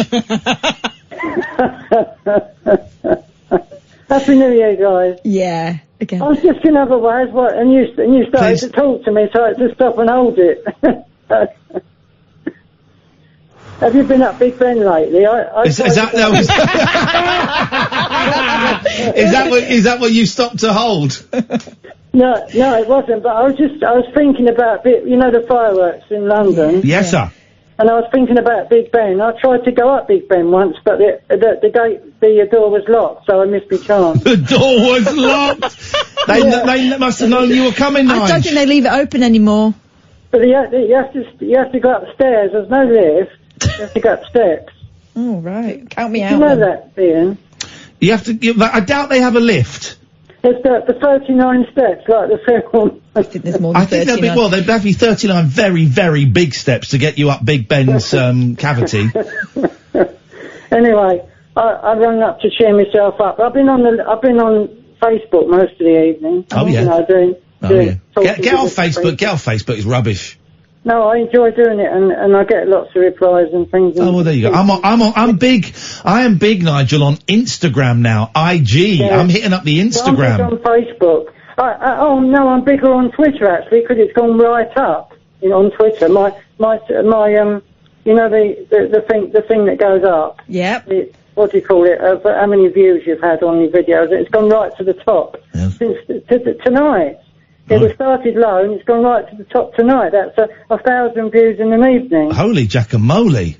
Yeah, on Twitter. That because I gave out leaflets of my Twitter address. Leaflets? In Tunbridge. In Tunbridge, I was trying to advertise a concert. And gosh, you're advertising the modern media with one of the oldest media. This is incredible. I like it. Advertising Twitter, and of course I've got more views now, more people looking at it. Instagram is where it's happening, Nigel. Honestly, get on Instagram. I think even Instagram might be old news. I think it's all about the TikTok now. TikTok now, isn't it? Yeah, but I'm not doing too bad. It says that over the past week you've had thousands of views over the past week. That's not bad, is it? That's not bad, is it? You can't knock that, Nige. And I was in town I was in the pound shop today. Yeah. Get some shopping in the pound shop, and I heard a lot of screaming, and there was a bunch of girls outside. Nigel from Maidstone's here, and I couldn't get rid of them. I was nearly, what they call it, nearly something as a word for it. But anyway. So I had to wait in the shop while they went. They came back to the shop twice to try and get an autograph because they've heard me on the radio or seen me Twitter. Blimey. They've seen me Twitter, but I'm getting these gangs of people call out. Well, it's mainly girls, not boys. What are they calling out? No, Nigel's here. Nigel's in the pound shop. Come and have a look, and there's quick, tell the police. Nigel's in the pound shop. Yeah. Get Mum. So, these were about 16, these girls. They weren't. Okay. Oh, okay. So, anyway, that just shows you how popular the media makes you, doesn't it? It really, really does. But remember, Nigel, the media can make you and they can break you. Yeah, if I was in America, I'd have the same thing, wouldn't I? Because they'd know me from the internet in America. I'm going to say yes. Yes. Well, possible, isn't it? Possible. Possible. Do you have that in the pound shop? I do have that in the pound shop here. I get a lot of children screaming at me. People come up and say, you're Iain Lee, aren't you? I do get that. Now I've grown the beard back, a lot of people recognise me. I had a bloke in the petrol station once. Did you? Mucky cow. What did you do? She went up Big Ben. He said, I recognise you from the Facebook. He had 4, That's a true story. She had 20 litres of 2-star. Do you remember that? 2-star and 4-star? No. Do you not remember that? No. You used to get, do you remember that, Nigel? In the petrol station, Yeah. you wouldn't get unleaded and diesel, you get 2-star and 4-star. Yeah, And is that right? Was there a 1-star as well? No, it's never a 1 Just star. 2 and 4, was it? 2 or 4. 2 or 4. Okay. We always got 4. We always got 4-star. Well, expensive now, petrol, isn't it? 'Cause Very expensive. You have to put at least to get a tenner's worth to get, anywhere. Yeah, and you can't, the thing goes round so quickly that you can't stop it dead on 15 quid. But I've only just worked out how to do the thing on the Tesco ones where you can pre-say that you only want to put 20 quid in, and I feel like the Queen. But why would you do that? Why don't you just fill up? My mum would only ever put £10 worth in. Wherever we've been. Only if you got the money, though. Yeah, exactly. You know what it's like towards the end of the month. Put £10 in. But, I mean, years ago, you could do 100 miles for about 20 quid. Tuppence halfpenny and still have change to buy a house and a bag of chips. Yeah. I can still fill up my scooter for about 7 quid. It's brilliant. Oh, by the way, Jerry, if you're listening, call back, please. We're having trouble contacting you. Have you Jerry heard from Rainbow Jules recently? Yeah, he just sent us a boring email that I deleted immediately because I couldn't be bothered to read it. Well, so Dame Edwards was on with guests in the back. She had Laurie Holloway, the pianist, the pianist with his orchestra, Laurie Holloway. Recent one then, is it? Because he's quite old. I didn't realise he was still doing shows. That was a recent one. That was the Christmas one. Did you see the Kylie Christmas one with Didn't watch any telly apart from 4 in a bed. I didn't watch any Christmas, and the Doctor Who Christmas special, of course. I didn't watch any Christmas telly at all. You never guess what they're showing on one of the channels. I don't know which one it is. It's Sabrina the Teenage Witch, which is quite I would have old. guessed that eventually. Actually, eventually I would have got there. Yeah, because my throat's gone a bit. Excuse me. Yeah, Sabrina the Teenage Witch. It must be 20 years old at least or more, because. Sabrina, who's played Sabrina? Melissa Joan Hart. She follows me on Twitter. I've worked with Melissa. Yeah. I've worked with Melissa. I love her. And she follows me on Twitter, and I know her. Is she about 35, 40 now? Yeah. Yeah, because they're showing the reruns. People get older, isn't She's it? not Teenage Witch anymore, no. But she wasn't a teenager in the last episode she made. She was about 19 in that one. I think that's still technically that's still 19. Yeah, 19-ager. But not really little, like a child. Like some of the first one she did, she was about 14, wasn't she? Yeah. Because I was about 30 when she was doing that. Still doesn't feel right, does it? I mean, it's still a long time ago. Yeah, still doesn't feel right though, does it? No. All right, Nigel. All right, Nigel. Listen, nice to talk to you, mate. Do you want a song or anything? What would you like?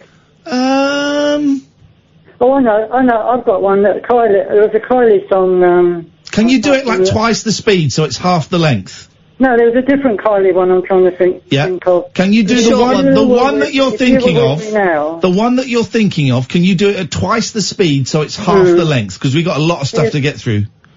It goes like this. If you were with me now... So I can't remember the words. Okay, well then we'll leave it there, Nigel. Thank you very much indeed. There we go. A little teaser, a little sousson.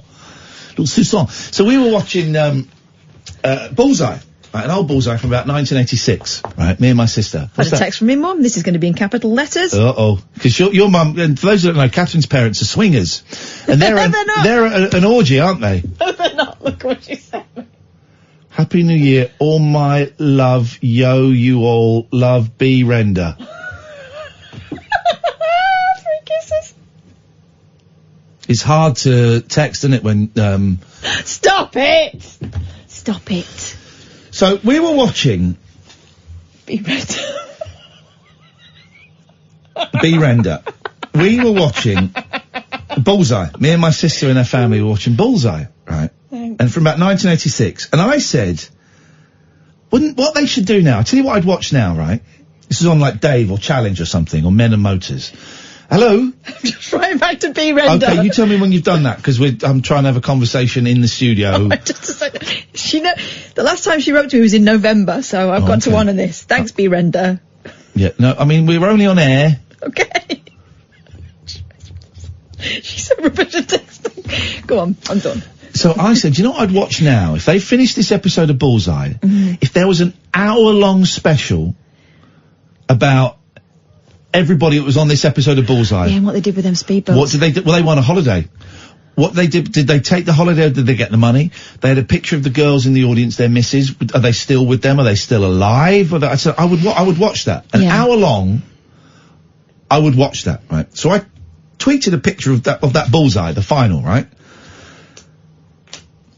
And there's a fella with a big tash on it and we were all laughing at it. So I tweeted that.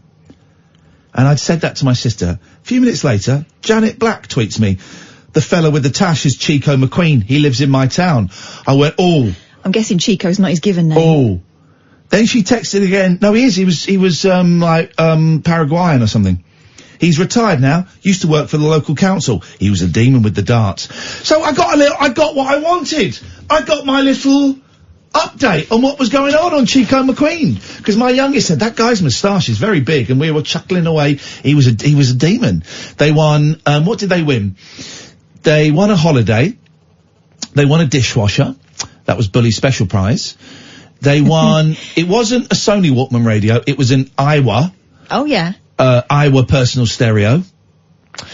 They won, what else did they win? But it was great. Oh, it was great. It was so good. Loved it. Jim Bowen. There were simpler times. They were. He used to count their winnings out in the break sometimes. Yeah, because it was so big. Let's count out during the break. Let's go all the way to sunny California. Hey, to speak to our good friend Jerry. Good evening, good Jerry. Good day, Jerry.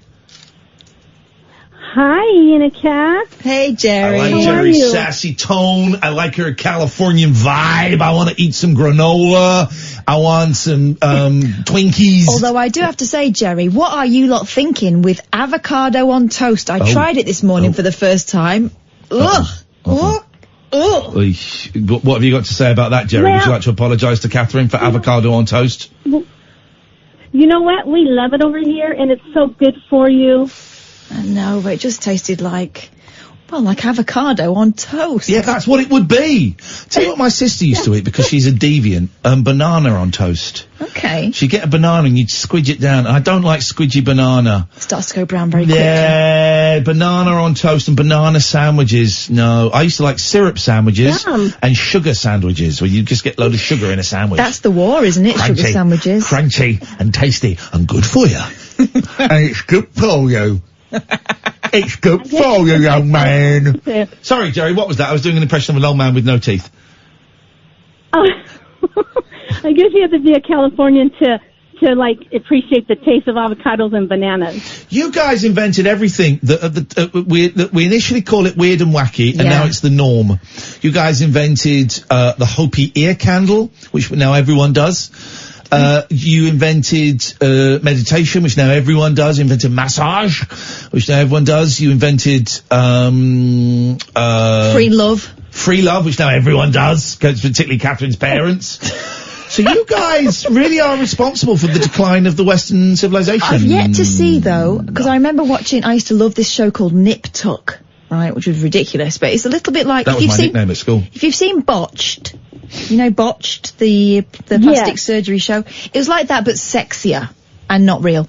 And there were fewer kind of hideous things that they had to correct. It was usually someone who was gorgeous anyway, and you kind of knew how it was going to end. Anyway, but they were always like cutting grass and putting that in like a blender and drinking that. No, they weren't. Yeah, they were. No, they weren't. That was wheatgrass. Yeah. Which is not, no. It looked like grass. No, I'm not letting you have that. No. Wheatgrass is not the same as grass. It looks like... No. What they were drinking looked like grass. You have just tried to do a fake news here. You've just tried to do a Donald Trump. I'm not allowing it. No, it wasn't grass, because that makes people think they can just go and pick up handfuls of turf. Oh, I'm sure it's posh grass. It's wheatgrass. Okay, well... Wheatgrass. They were still drinking it. Yeah, wheatgrass. Don't do that here, I'm so sorry, Jerry. You've come in while Mum and Dad are having an argument. That's okay. You know, I just wanted to tell you that, can I say it? I know you don't like New Year's, but Happy New Year's to you guys. Hey, you can say it. Thank you. And the same, I'll send it back to you. Say likewise, the same. Well, thank you, but you know, we're still back in 2019 right now. Suckers. We've got flying cars and time travel now. And Donald Trump isn't your president anymore. Donald Trump has been beheaded by the American government for crimes against America. He's been beheaded. But Ivanka is now the president. How dare you? Oh, that's her name. Okay, I see. Yeah, you're getting too much the news from Chuck Winkle. That idiot. Well, we like Chuck Winkle. He's good. Hey, Jerry, it's always lovely to hear your voice. Thank you so much for calling. Oh, you're welcome. You guys have a great over there morning. So and a wonderful New Year's Day. Thank you so much. Lots of love to you and your family, Jerry. Thanks a lot. Take care. Thank you. You too. Bye. I love Jerry. I do. I love Jerry. The fact she listens to this rubbish in California and phones in, which is both of those things. Listening and phoning in is a lot more than anybody in this country does. Yeah, you gits. Exactly. Be careful what you call the listeners. 0344. Adorable. You adorable, gorgeous, intelligent. Liberals. 0344. 499 1000. It's getting late and it's getting bawdy. Guys, bawdy as in B-A-W-D-Y, not as in B-O-R-E-D-Y. Although maybe it is getting bawdy for you. I don't know. B-A-L-D-Y. Some people pronounce it that way, don't they? Baldy. Baldy. Oh, when people say bald instead of bold. Bold. Oh, he's so... They say bold. Do they say bald instead of bold or bold? He's totally bold. He's totally bold. No, they say he's so bold. You see him go and fight that tiger. He's so bald. I think they do. And this is Talk Radio. Dead of Night discourse for disco queens, I'm related to Jedward and Dolly Parton. dairy farmers, and distant fathers. Yeah, whatever. The Late Night Alternative with Iain Lee Doing lots of things that we don't know about, we can't control. on Talk Radio. Yeah, it's great. 35 minutes to go. Then we're off for the rest of the week. Then we're back on Monday. 0344 499 1000. New Year's Eve space gone now. It's done. So, but this was a New Year's Eve special for people that don't really like New Year's Eve. There's a big, Becky, I'll come to you in a second. There's big pressure on everyone to enjoy Christmas and to enjoy New Year's. And it is the last couple of years, I've never really liked New Year's Eve. But with the Christmas thing, the last couple of years, I've really come to see why some people hate it and are afraid of Christmas, because it's so much noise about you must have fun, and if you're not having fun, there is something wrong with you, and it's probably you've not got enough friends or you've not got enough things. And to be honest, you're spoiling it for everyone. Yeah. I get it now. I get it. Christmas is hard work. Christmas is held together by willpower. That's the only reason it works. It's willpower. It's the adults all just kind of willing it through, trying to make it magic for the kids, and it's done. And New Year's is done. It's done. We made it through. We made it through. You wonder, we're in South London on the South Bank near London Bridge Station, and to get here, we were going to come in a bit late, and then you said, oh, actually, London gets closed up for the fireworks, and I'm so glad that we did, because we got in about 7:45, parked up about 7:45, and driving through London, roads were getting closed, traffic was okay, but it was we were just starting to get caught up in roads being closed and not being able to turn certain ways, and I reckon another 45 minutes later, and we would have really had to have gone out of our way to get to where we need to get to. And driving back, oh my God, driving back's going to take hours. Although we are staying the extra hour, and it does tend to start to ease up, doesn't it? No, it doesn't. Last time we've gone on for an hour. The last few times we finished at 1, but we couldn't get out of the street for an hour because the street when we were in the old place was closed off, and then you've got to go, we get sidelined all through Elephant and Castle. Oh no, it's going to be we'll finish at 2. We won't get back till about 4.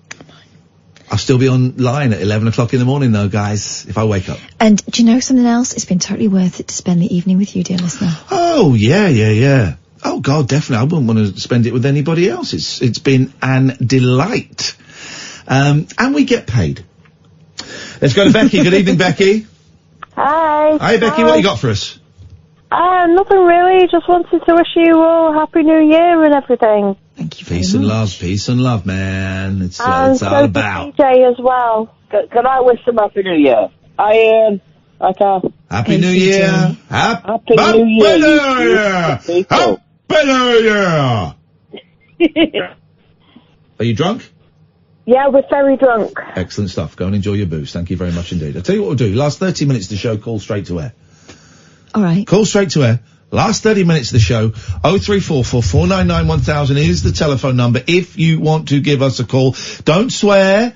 Don't be libelous. Don't be racist. Apart from that, absolutely anything goes. You want to phone up, you want to make silly noises? Beautiful. You want to phone up and explain Brexit to us? Yeah, sure. Why the hell not? You want to phone up and explain the philosophy behind life? Oh, God! Christmas Day! 0344 499 1000. Christmas Day. So I leave my house at about, quite early, about 8:30. 8:30, 8:45. And Christmas Day to drive to my sister's. It's just under 2 hours, the drive. And I turn on Radio 4. It was Claire Balding talking about the meaning of life. Okay. And it was, what is the meaning of life? Is there a meaning? Well, I think there is, but I think each person's meaning is completely different. It's what they create. That's sorted then. Is that the end? Claire Balding. It was the most, I know it's a lazy shorthand.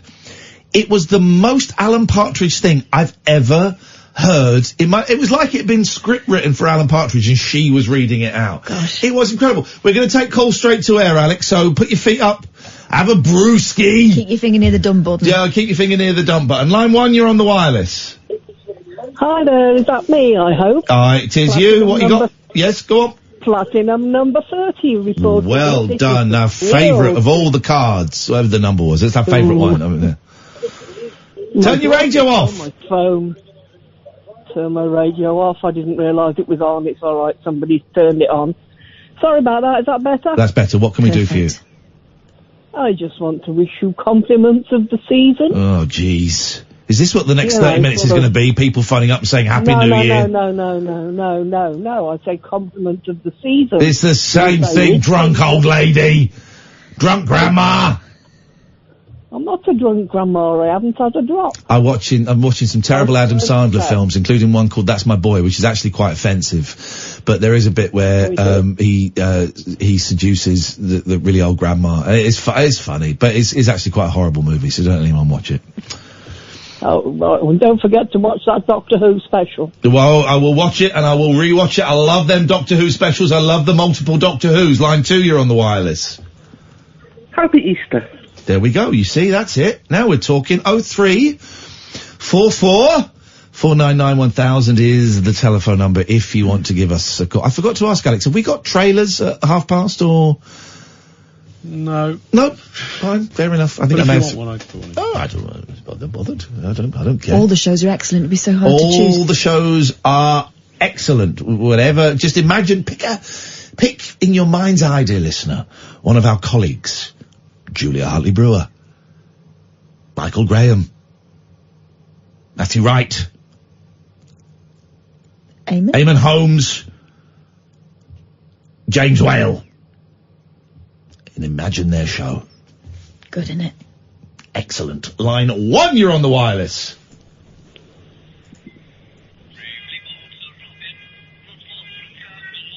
He's playing the Sir Robin song from the Holy Grail by Neil Innes, but unfortunately we can't hear it. It's like he's playing it. You remember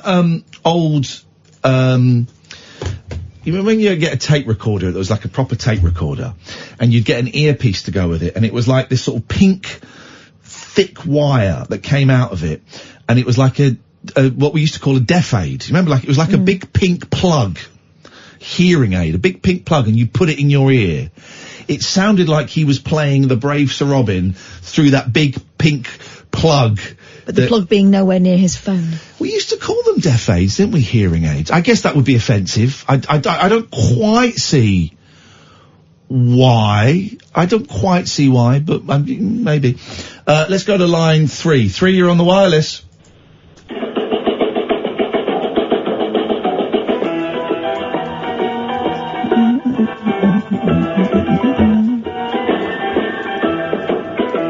What is this? I remember it. Film is a film show. It's a quiz about films. Picture House. Film Club. Presented by Chris Kelly. It wasn't Chris Kelly. Guy that curly hair. Michael Earl. Michael... Oh. Oh dear. Clapperboard. Clapperboard. That's what it's called. I'm saying clapperboard. If anyone knows...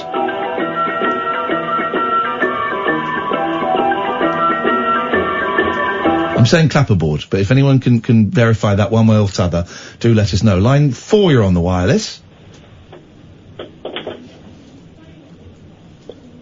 Hello?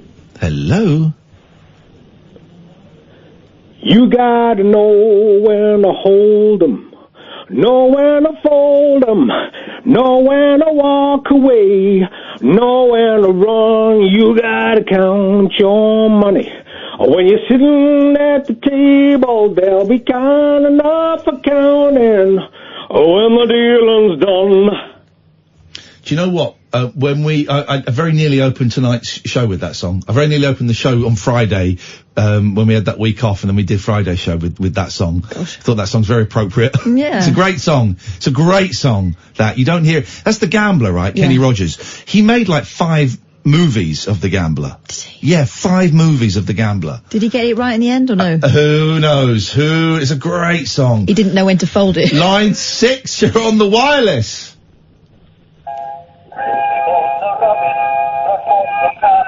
Is it better?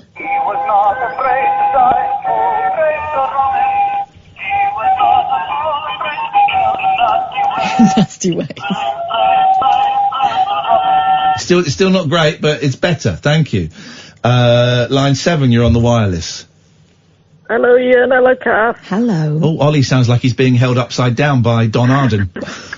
Out of a window. What did you do? You should have paid the band on the night. It's a great reference that not many people will get. Dave's got it at home. Well done, Dave. Thank you. Ollie, what can we do for you on this magnificent moment in our lives? Why is it magnificent? Because we're speaking to you. Oh, that's very charming of you. I mean, the chances of any of us being born is already a miracle, and yet here we are, all meeting at this point in time. The chances of anything coming to Earth from Mars are 1,000,000 to 1, but still they come. Please don't bring Mars into this. How's Happy New Year? How's what's your? Why are you hiding from someone? Why are you sounding so panicked? You high on drug? Have you taken a drug? Well, I'm on some drugs. Have you smoked a bit of weed tonight? No, it's proper legal drugs. It was screen test with Michael Rod. Oh, well, nearly. Very close. Clapperboard with Michael Curly Hair, yeah. Yeah, but he had curly hair. Google him. Google Michael Rod, and then apologise. Thank you, Matt. Thank you, Immolate. And thank you, Jimmy. And thank you, Pansky. Hello. Yeah, Ali, yes? Are you going vegan next year as part of the New Year's? Am I going to go vegan in 2021? Yeah. I haven't... 2020? No, you said next year, mate. You're clear. Oh. You said next year, Ollie, I'm afraid. So... This year. So I've got to take you first, because one question per call. You asked, am I going vegan next year? I will certainly consider it, yes. But 2020, I'm going to eat my way through a cow while it's alive. Are you going to do veganuary? No. I'm just going to do January the way Jesus intended it. Line 9, you're on the wireless. I'm a lumberjack and I'm okay. I've seen bone hat and I work all day. I cut down trees, I wear high heels, suspenders and a bra. That's fine. It's 2020. Bras don't really work for me, but suzzies, they do.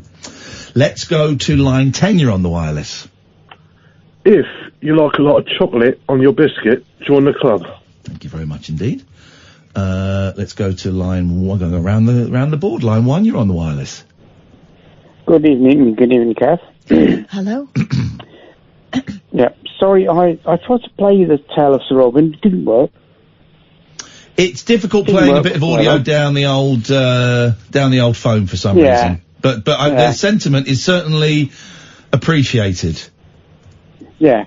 And can I just say, thank you for doing the alternative late night New Year's Eve rubbish. It's the right words, just not necessarily in the right order. No. So the New Year stuff, it just don't get me. Just doesn't get me. We've done even less this year. I think in previous years we've talked about even a bit more, and this year we haven't, and no one died. No one died. No. We got away with it, and I think it's nice. This may be the last time we do this, and I just think it's nice to have a space that people can come to that isn't fireworks and cannons and bells and and all of that stuff, because that don't work for everybody. For a lot of people, it's a really sad time. No. Yeah, because I've not... We go. Thank you, Andrew. Okie dokie doggy daddy. Let us go to line 3. You're on the wireless. Hello?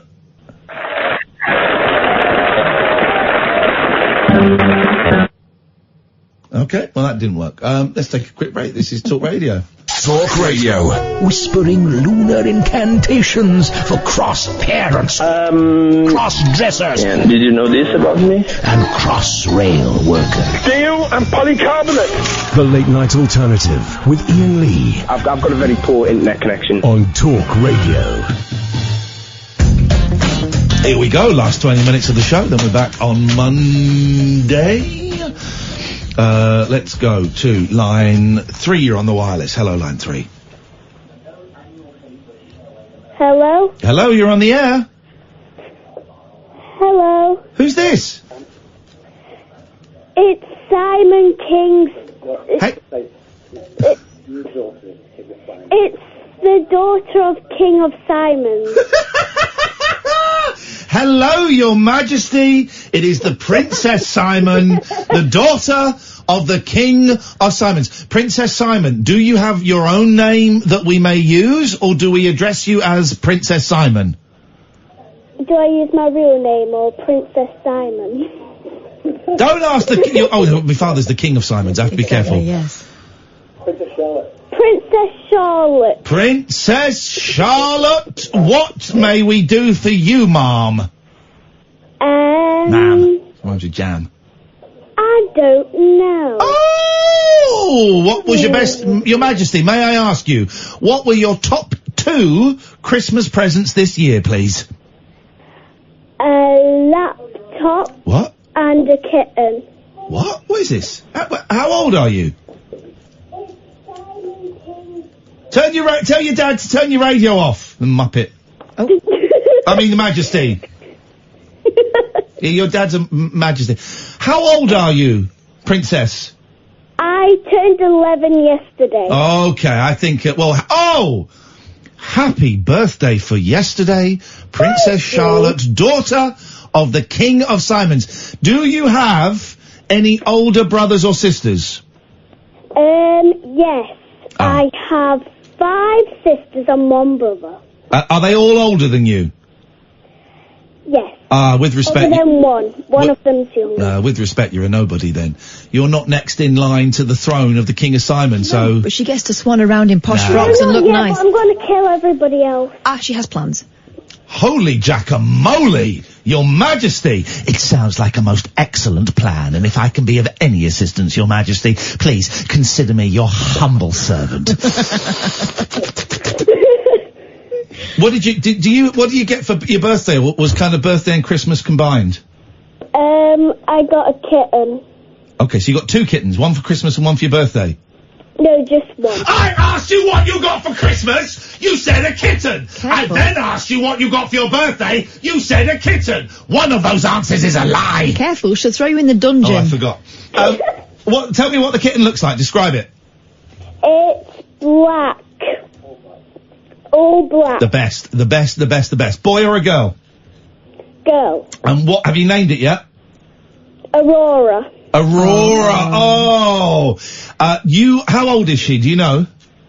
She's 11 weeks. Oh, tiny! You, Princess Charlotte, are gonna have the best. I got 4 cats, 2 of them are kittens. You are gonna have the best time. You and Aurora are gonna be best friends. Does she sleep on your bed yet? No, because we only got her today. Oh, where is she now? She's next to the door. Oh. Watching the 5 other cats. Oh, I'm so in love with your cats. Well, Princess Charlotte, He will tweet you a picture. You tweet me a poo? No, she's going to tweet you a picture. She said poo. She said it. Hey, listen, send me a picture. I want to see her. Happy birthday, Happy New Year, and good luck murdering all of your siblings. Thank you. Thank you. Bye-bye. There's the call of that's the call of 2020. I love kittens. That is much. I love kittens. I love kids. That is going to take some beating. Let's go to line 1. 1, you're on the wireless. Hi, yeah, it's Dave. Just saying I did get the Don Arden reference. You did or you didn't? I did, yeah. Of course you did. Was it Robert Stigwood he hung out the window? I believe that to be the case. I believe that to be the case. Dave, you've got, once again, you've excelled yourself. You've gone above and beyond the, remit of callers. You didn't need to call in, Dave. I knew you got it. You knew you got it. That joke was just for you, from me, private joke, which only, intelligent people who know their rock history would get. So, Dave, congratulations. That's another 5 points. Well done, my pretty pet. Thank you, Dave. Dave is now leading all of the callers with over 1 million points. None of the callers have any other points. Let's go to line 2. 2, you're on the wireless. Ian, I'm sorry. I don't accept your apology. Please, sorry. No. I'm starting 2020 as I mean to carry on, and I will not be accepting apologies, ever. Really? Yep. Cass, sorry. Kathy's unsure what you're apologising for. I know full well what you're apologising for. Because I swore. Oh. I dropped you are a dirty Don't boy. you swear as well! I said a dirty boy. I'm glad you're sorry. You should be sorry. You let yourself down. Smack your bum. I apologise to you. Smack your bum. And the lift. What? Me smack my bum? Yeah. Smack your bum, boy. Alright, hang on.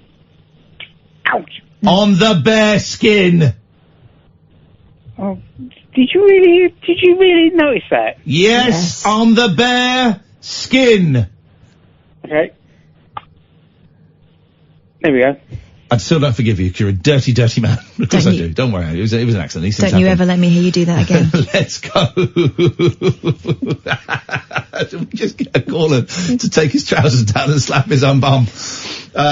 If that doesn't win a speech broadcaster of the year, I just don't know what will. It's part of the really interesting relationship we have with our audience. Line 5, you're on the wireless. I have to push the tram a lot. Thank you very much indeed. Oh, thank you. Line 2, you're on the wireless. Oh! Why? Why? Why would you do that? Can you explain what that is to people that don't know, so that no one ever does it again, please? Okay, do you want to listen away because I don't want to upset you? Okay, I'm listening away. When Ian was a little boy, his mum got a phone call, and he thought, "Oh gosh, it's late at night." The phone rang. I think Morecambe and Wise was on. And of course, it's that. Oh gosh, what's this? And his mum answered the phone, and then didn't say anything, and then ashen-faced replaced the handset. And he said, "What was it, Mum? What was it?" Oh, it was the strangest thing. It was just, well, it was a voice I didn't recognise, and all they said was, "Midnight." It's like 6. Why would my mum tell me that? And she did the voice. voice. The most terrifying thing I've ever experienced in my life. It's awful. Why would my mum do that to me? Why would she do the voice? And now we get this sicko. It may even be the same person for all we know. Yeah. Probably is the same person 40 years later. Playing the long game, yeah. Jeez. Let's go to 0344 499 1000. Call straight to air. Let's go to line 2. Line 2, you're on the wireless. Real radio. Real radio. Real radio. Real radio. I think that was very real, that radio. 0344 499 1000 is the telephone number if you want to give us a call. Well, it looks like we made it once again. Nearly 4 hours of of nothing, really. And yet everything. Yeah, everything. It's going to take us hours. You can still call. We've got another 7 minutes, 20 seconds to go, dear listener. So if you want to give us a call, now is the time. 0344 499 1000 is the telephone number. It's a tough time mental health-wise as well, Christmas and New Year. And partly it is that pressure. I've actually been alright because I've been every day. I have made myself, because we had that extra kind of week off earlier than was perhaps expected. Every day I've really kind of checked in with myself and have made double effort to prevent any kind of slippage down in terms of mental health. So I've been talking to you, been talking to my new sponsor, been going to AA meetings, started meditating again, having baths. Oh, that bath. Oh, Catherine, the bath. Give me £10, I'll let you have a bath in my bath. That's a bit weird, mate. No, I know it is a little bit weird, but it's an amazing bath. Honestly, just going in there, there's a dimmer switch in the bathroom, guys. Turn the lights down low, light a candle. But you're going to sack off the heated floor? I might keep the heated floor. Everyone liked it when they came over, so, I mean, I think it's rubbish, but having baths, eating a bit better, getting out, just trying to get out the house, playing video games, but not too long, but then talking to people when I'm playing video games. Self-care, treating yourself nicely. It's all okay. That's what I've been doing, and tomorrow, gonna get up, I'm gonna do a little stream at 11, which everyone is welcome to join, might be a brief one. Gonna meditate, might play a bit of Call of Duty, because I've not played it all week. Stream that, then go and see the boys. Have a night with the lads. We've got one more call coming in here. Let's go to line 1. 1, you're on the wireless. Happy Easter. 0344 499 1000 is the telephone number if you want to give us a call. I'm trying to think what else has happened. Nothing really. I've talked about Mark Hamill liking a tweet. I've talked about getting less stuff and focusing on things. Talked about the boys. Talked about mental health. Talked about meditation. Literally haven't made any notes. Oh, New Year's Eve scumbags. So far we have Mark, who doesn't like Mario Kart, and David Babcock because he's a baby denier. That was a phone-in we were going to do, and it's a bit late to introduce that now. Line 1, you're on the wireless.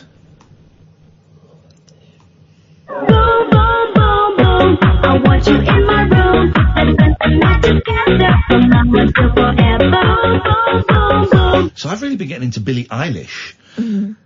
I like the song where she goes,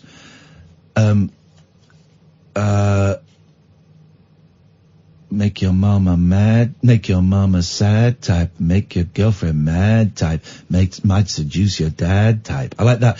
She does a lot of whispering in her songs. Right. Make your mama sad type, make your girlfriend mad type, might seduce your dad type. It's creepy when It is creepy. It's creepy. Oh, when I do it. I do apologise. What is that song? I don't know. I don't think I've ever heard it. Billie Eilish, make your... Here we go. Make your mama sad. It's a great... Bad Guy. Oh, it's a great song. Listen to this. This is a great... Has this got swears? I'll be the judge of that. Okay. No, but Billie Eilish doesn't swear. Okay. Billie Eilish doesn't swear. Come on, what are you talking about? What is this? I'm just trying to introduce the kids to some recent hits, pop songs that I've been listening. I've been listening to pop radio stations, and it's here we go. Listen to this. Oh. My Invisalign has. I don't know what she's saying there. What's Invisalign? Oh, Invisalign is a brace. Okay, here we go.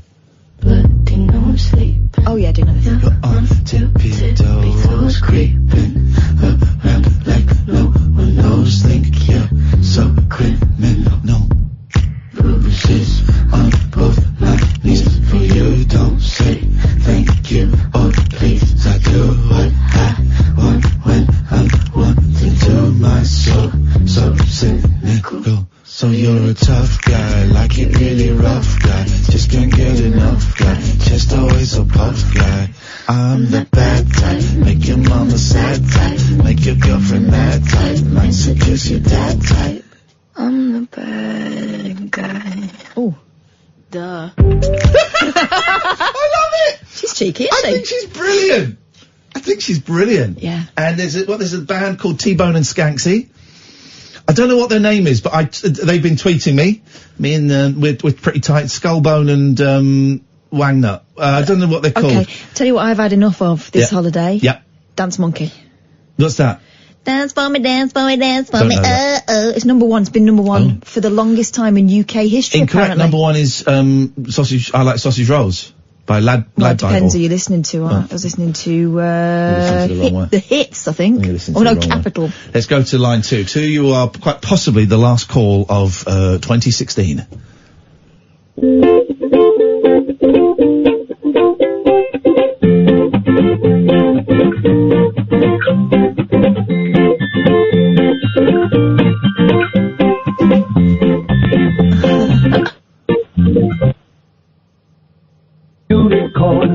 I've heard enough of that and all. I don't know what that is. Oh, the girls love that. Okay. Is it, is Raining Tacos? No, it's pink fluffy unicorns dancing on rainbows. Okay. But I think they get shot out of the air. Line 1, you're the last call of this century. Oh, that's nice. Hello, how are you? I'm James. Do you remember me? No, I don't, James, and we've only got 60 seconds, so we're not going to have much time to re-establish this relationship. Well, Happy New Year. I was the guy who played James Taylor for you. Ah, it's James Taylor on the phone, yes. Yes, yeah. But I've been out to a drag night tonight, so I'm all in drag. Okay. Hello? Yes. Yeah, we've had a great time, and all these things like, you know, RuPaul's Drag Race and all that stuff. I'm well aware of drag. I'm a big fan. Yeah. Listen, we're out of time, James. Well, anyway, it's been nice to wish you a Happy New Year, and may all your problems and that be in the past year, and everything nice for you in the new year. Thank you very much, Confucius. Thank you, James. Thank you, Lady Alex. I hope I get to see you again soon, because it's been a joy having you on the other side of the glass. Thank you, Catherine. Hey, you're welcome. Love you. Happy New Year. Okay, thanks. I love you, my mate. I know it's been I a love pleasure. you back, but don't tell anyone. Kate Borsay's up next, dear listener. We'll be back on Monday. This is Talk Radio. The wild man of late night radio. The Late Night Alternative with Iain Lee on Talk Radio.